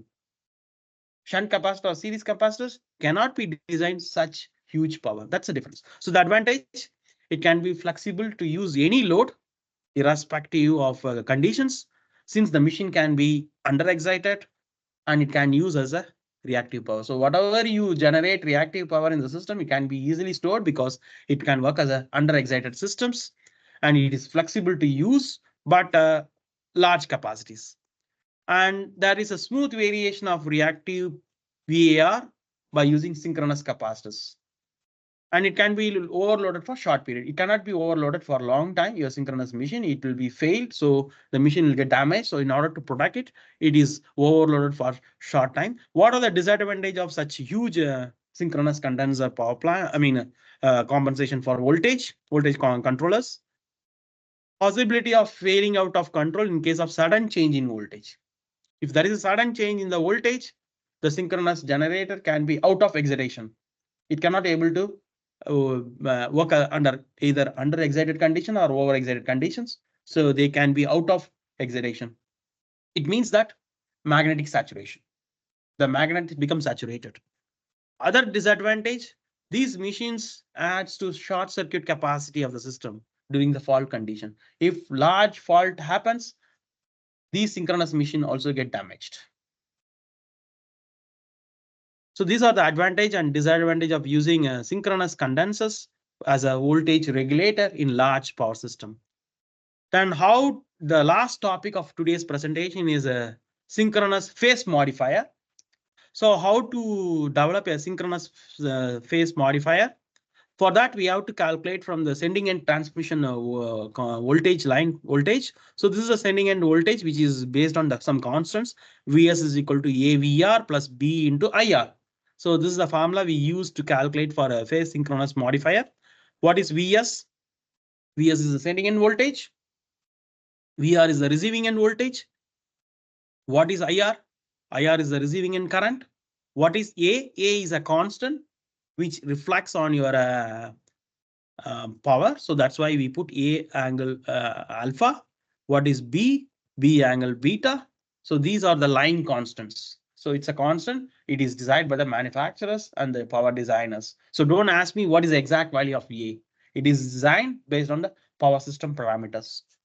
So now I can able to do what is Vs angle delta. So I can able to control the power factor of the sending end voltage, which is given by this formula. So A into VR cos alpha plus J into AVR sin alpha. So the active power of the sending end, reactive power, plus you can have BIR cos beta minus pi r plus J into BIR sin beta minus pi r. So this is the equation. When you find a V square, we can able to optimize this equation, something like this. So this is the equation we use to calculate the rating of your synchronous phase modifier. So here as standard, your active power is given by VI cos phi. Your reactive power is given by VI sin phi. We put base R because it's receiving end. So we look at the receiving end. We never look at the sending end. So receiving end, we have more reactive loads. Then how to calculate the receiving end currents? In order to calculate the receiving end currents, IR equal to IR cos phi r minus J IR sin phi. The power factor is lagging. And this equation, if you find the square absolute value and square, it's going to be real part of the square plus reactive part of the square is the total current. And I can able to calculate what is my real part of the current, which is active current, PR divided by VR. What is my reactive part of the current, QR divided by VR, to calculate active current and reactive current of my phase modifier. Then I can able to adjust this equation. I'm going to substitute all these parameters Finally, I got in terms of my sending and voltage in terms of active power and reactive power. So this is the equation, finalized equation I used to calculate my rating of synchronous phase modifier in terms of active and reactive power, PR and QR on the receiving side. So this equation, just have a look. That's very important. And you know the value of A, B, and PR, QR can be calculated based on the available currents and voltages. And B and A we can calculate from here. So this is the standard formula how we use for calculating the rating of synchronous modifier. So this you just have a look on this and this is enough. So if you want to derive, there is a derivation in our textbooks, which is around a half page to 1.5 page. You can have a complete look how to calculate the rating of synchronous phase modifier. Today, the lectures I like to close with these keynotes. Today we see in the voltage control, how we can able to control the voltage. I want to have a receiving and voltage constant. Obviously, I want to keep the generator voltage first constant from the synchronous generator. So I can use excitation control on my synchronous generator. I can use series capacitors. I can use shunt capacitors. I can use boost transformers. Tap changing transformer, we had on load tap changing transformer, half load tap changing transformers. Then we have seen large synchronous condensers, where we use these condensers also for reactive power absorptions. Not only for voltage control, we can also absorb the reactive power available in the generator. So these are the key points. Today we had a discussion on voltage control. With this, I finished today's lecture. Only one problem is not a big problem. With that, we can wind up today's lecture. For understanding the theory, there are 3 problems in the textbooks. Please have a look on the textbooks so you can easily understand all these theoretical concepts in a simple problem. In a single circuit, 3-phase, you can have a look. The 3-phase circuit is represented in a single phase with a 220 kilovolt line runs at no load. So are you showing something on your screen? Yes. Yes, we just see the last thank you. We don't see it. Okay, thank you. Mhm. Could you able to see the screen now? Yes. That's okay. So in order to I have a question, if you don't mind. In the course of your lecture today, you kept mentioning, I don't know, I think maybe 3 modes of a synchronous generator. You say underexcited, overexcited, and there is one more thing you said. But can you explain further what those mean?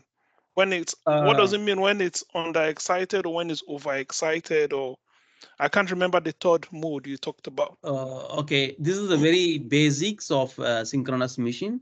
What is, well, because you might be done it in your basics of engineering, you done some testing on synchronous machine, where you apply some DC voltage to your field winding.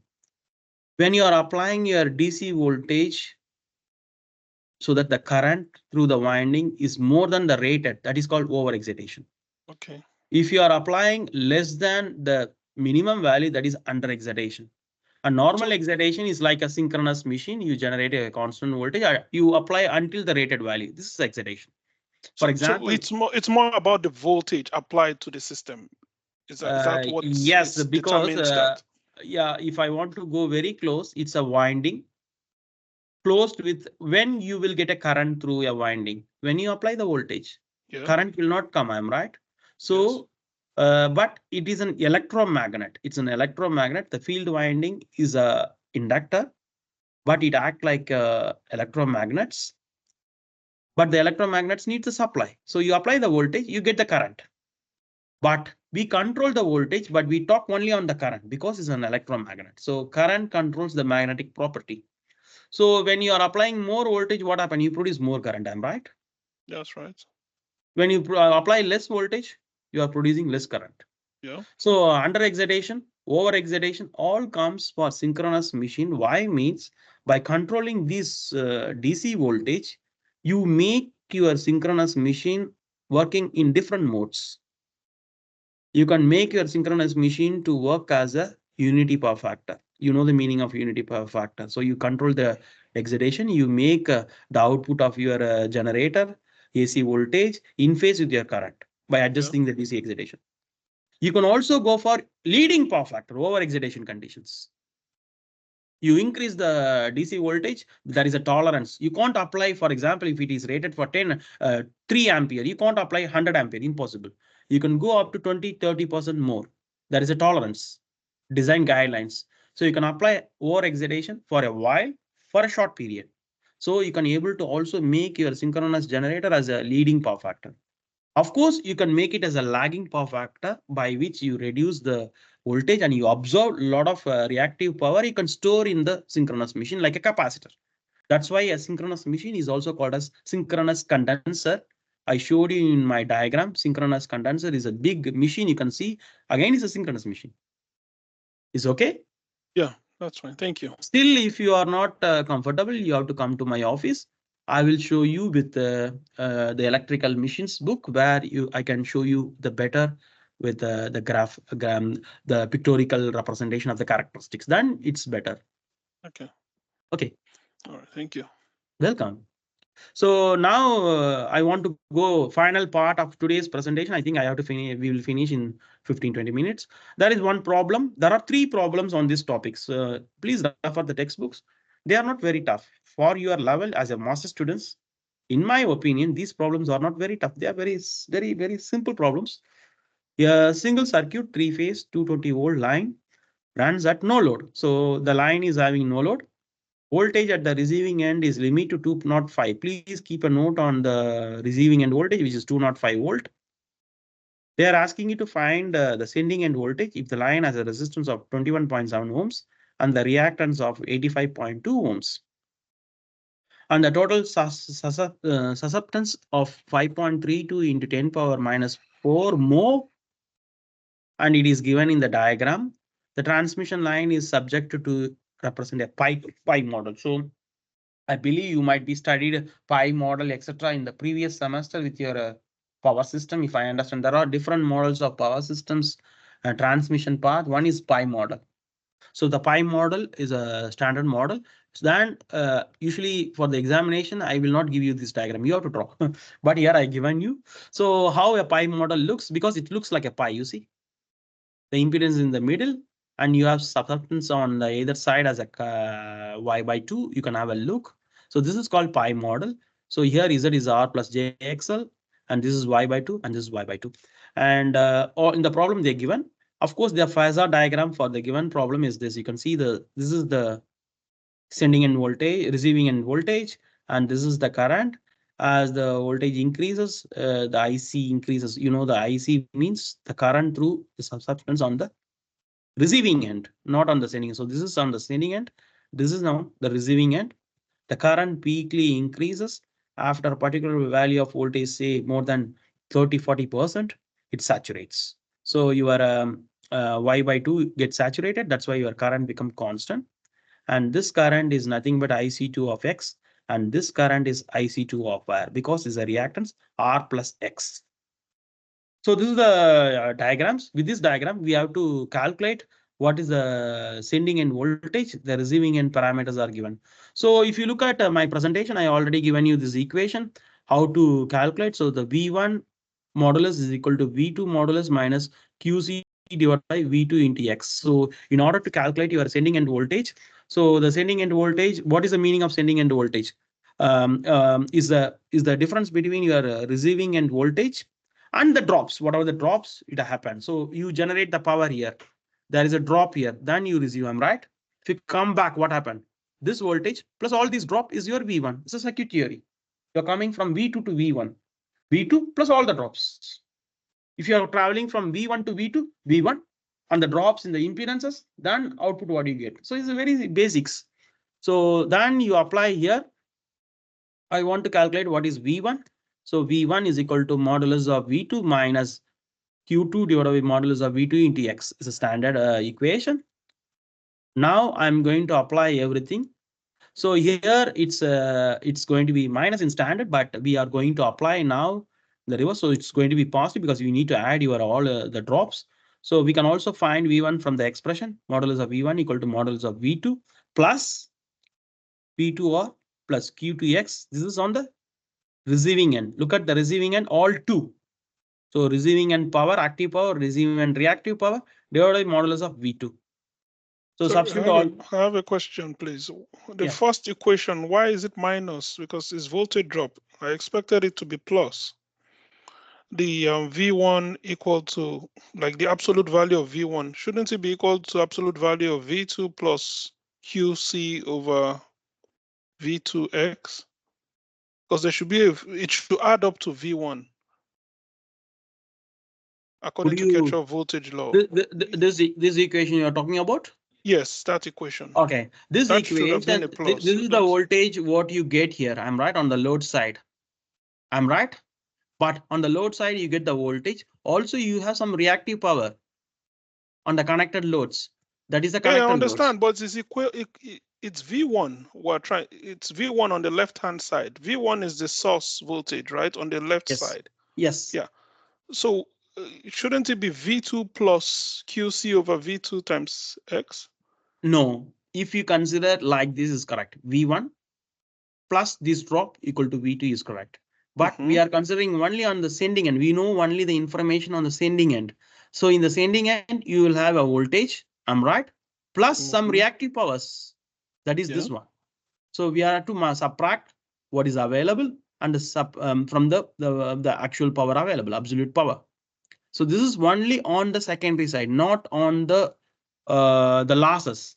If you look at from this point, yes, V1 plus losses plus V2, but the information available to us is only V2. So then we have to think about all these losses. When you consider only V2 plus losses equal to V1. But here we are looking at only the receiving end voltage. The receiving end voltage, don't think about this point. We are looking only at this point, then you will have a reactive power. For that only you see this equation. So this is only V2. For example, in the point of circuitry, yes, in the beginning I said how it will come. V1, all the losses if you add is equivalent to only to V2, not the reactive power. Correct? So if I don't have any reactive power, V1 will be equivalent to these all drops plus V2. But here I have a reactive power. So I'm having only the phenomenon on the reactive power, how much is dropped here. So I'm not including all these drops in the transmission line. So here it's going to be the reactive power, which is available on the sending end. So how here? Look at here. So now another important thing, in order to make it more leading, what we have to do on the secondary side, I put Q2 equal to minus QC. That's why, but QC is negative. Here only it looks like plus because I replace it by Q2. Okay, on the sending, receiving and reactive power. So now we are going to substitute all these values and find from this equation. Now V2 will be equivalent to 205 divided by root 3 because they given in the problem it is 205 receiving end voltage. So it's going to be 118.35 kV. Please note why we are dividing by root 3 because we are finding per phase. The diagram is in per phase. So then X is given in the problem, which is 85.2. Now I can calculate what is my QC. QC equal to, look at here, this equation, modulus of V square into B by 2, which is equal to V square into B is nothing but omega C divided by 2. Substitute all the values. I find what is QC. Please calculate QC and verify whether you're getting the answer. Please verify.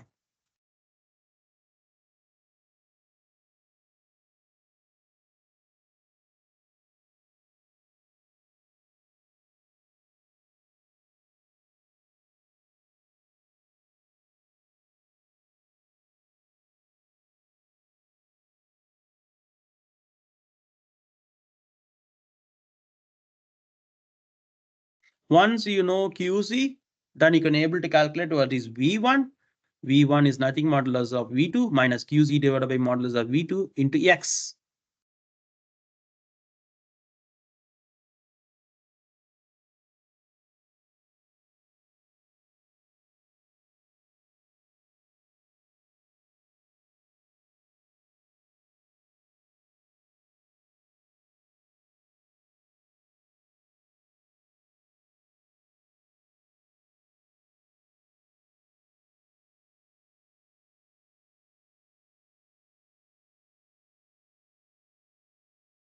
It's correct. 3.725 MVAR. Please keep the note. It's very important. Q is reactive. That's why MVAR. Once you know QC, please calculate P1.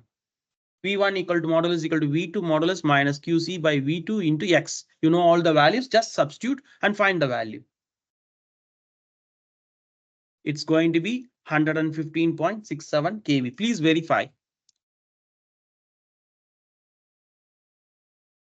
And in the problem already it is given total susceptance is 5.32 into 10 power minus 4 mho.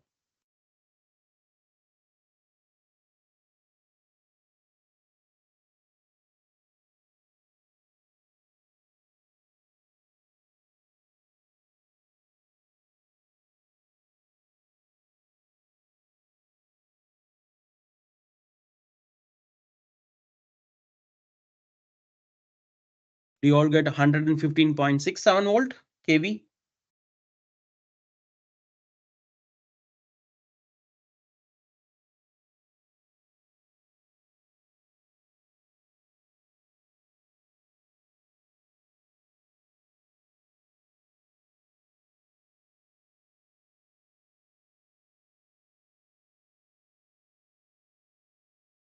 (115.67 kV). Then calculate line to line. How to calculate line to line? Multiply by √3.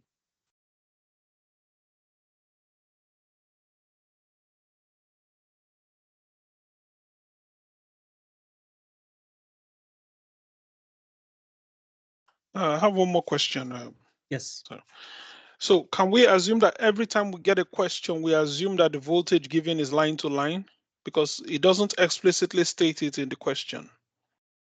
For example, it's better to calculate both because line voltage and phase voltage is required because it's a three-phase system. Yeah, If you I look at- understand that. What Yeah. my question is, for example, we've as the way the question has been solved, it's assumed that the end of line voltage 205 kV, it's line to line. Yeah. So how do we know Yeah. in whether, because the question doesn't really tell us that. It's when we see the solution we can tell that it's line to How line, do but it you doesn't say. how do you solve the problem based on per phase? I'm right. This is per phase. I'm right. Per phase you are calculating. So you got the answer only in phase values. Obviously, the resultant, if you want to calculate, it should be line. So it's very generic. Nobody will tell you to calculate in phase or line if it's a simple problem. This is a power system problem. Obviously, the equivalent circuit is given in per phase. So the phase, you need to convert it into line, you have to multiply by √3. Suppose if you are not calculating this one, for my examination is fine.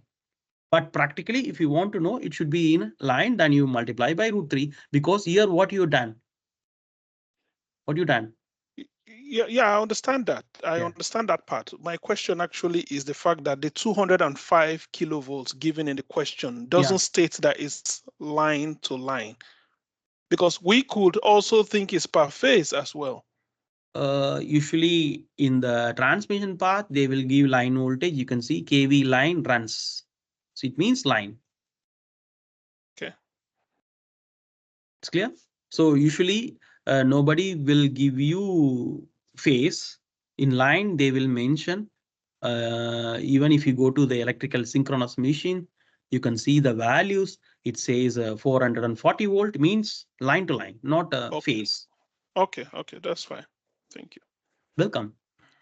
So you, for example, in the examination, if you stop here is also fine for me, but obviously it needed to be calculated into line to line in power system. Mostly only for intermediate calculation, we represent in per unit and phase values.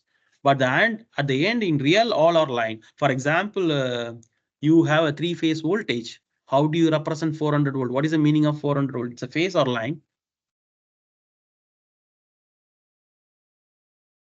It depends on how. I mean, it depends. It can be given in per phase. It can be given in line, but it depends 400 on what volt it states. per phase. I can't give you. It should be 400 divided by √3 because it's not realistic. Actually, in standard, it is a 440 volt, 220 volt. In standard, Okay. it's 220 volt. 220 is the line. So in three phase, if you say 440 is a line, if I want to give you in phase, it should be definitely divided by root 3. Or I say 230, 220, then it's fine per phase. Is okay? Yeah, that's fine. Thank you. So this example gives you some ideas, but there are two other examples in this textbook, 10.1 and 10.2. Try to solve yours because these are solved problems. And for the next lecture, I give you some basic requirements because I want to discuss with you all some MATLAB programs for not more than 30 minutes. For that, what you have to do, you have to look at the textbook, because otherwise, if you all ask me very basics, it's very tough for me also. You should have some ideas and MATLABs, and some work you need to do before coming here. Please look at the textbook. That is enough for me. You don't want to. Could you see my screen now? No.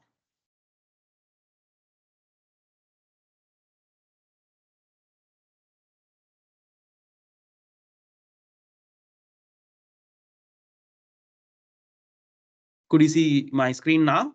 Yes. Okay. In the textbook, if you go today, what we discussed on frequency control, I think many of you have the textbooks. So one of your task that you can work from home is that whenever you have free time, look at these problems.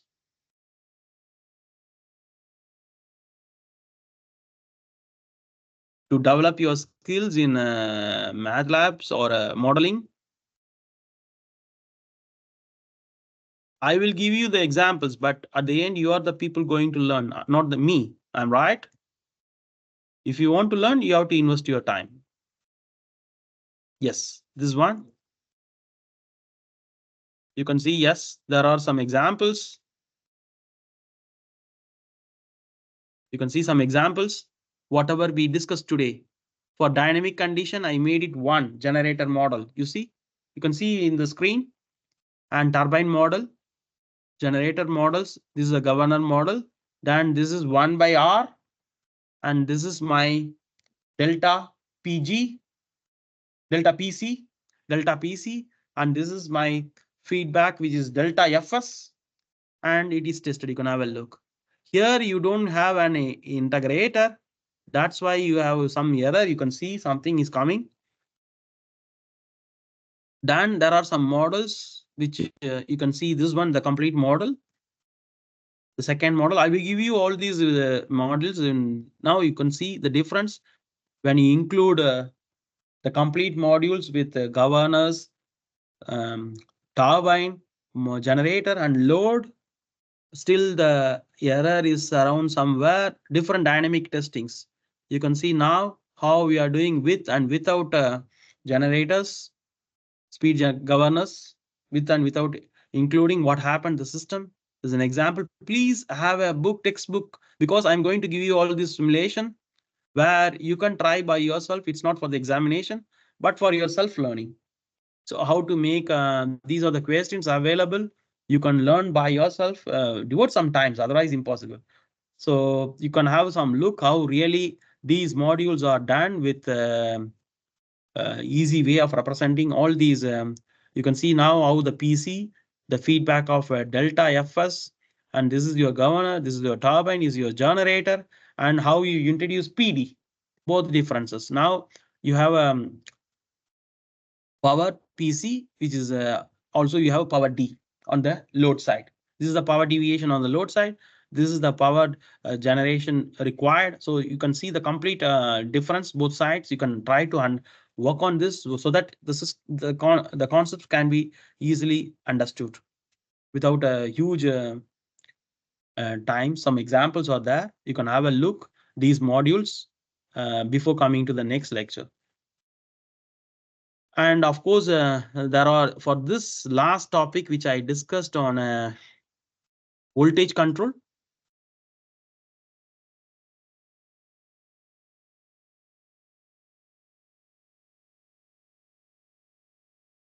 You have three problems.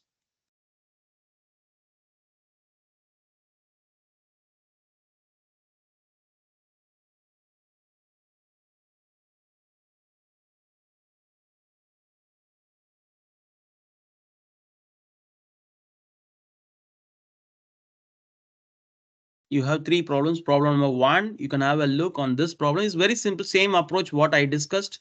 The formulas, whatever I discussed today with the variable A, B, C, D. For synchronous phase modifier problem. Last discussion of my slide, you can see this formula, how it has been used. Just have a look. It's not very complex, this problem. How to calculate the sending end voltage and receiving end voltage, active power and reactive power. Just have a look.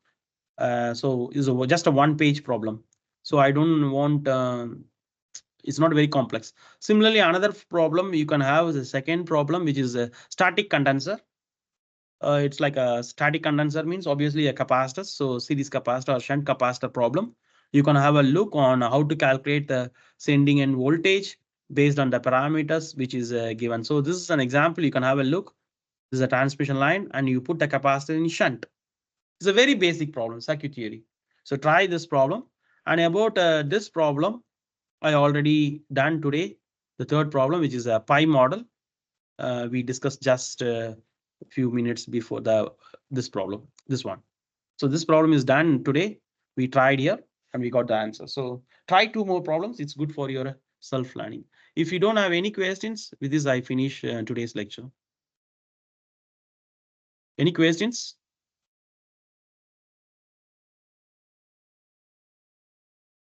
Thank you all. See you. Bye.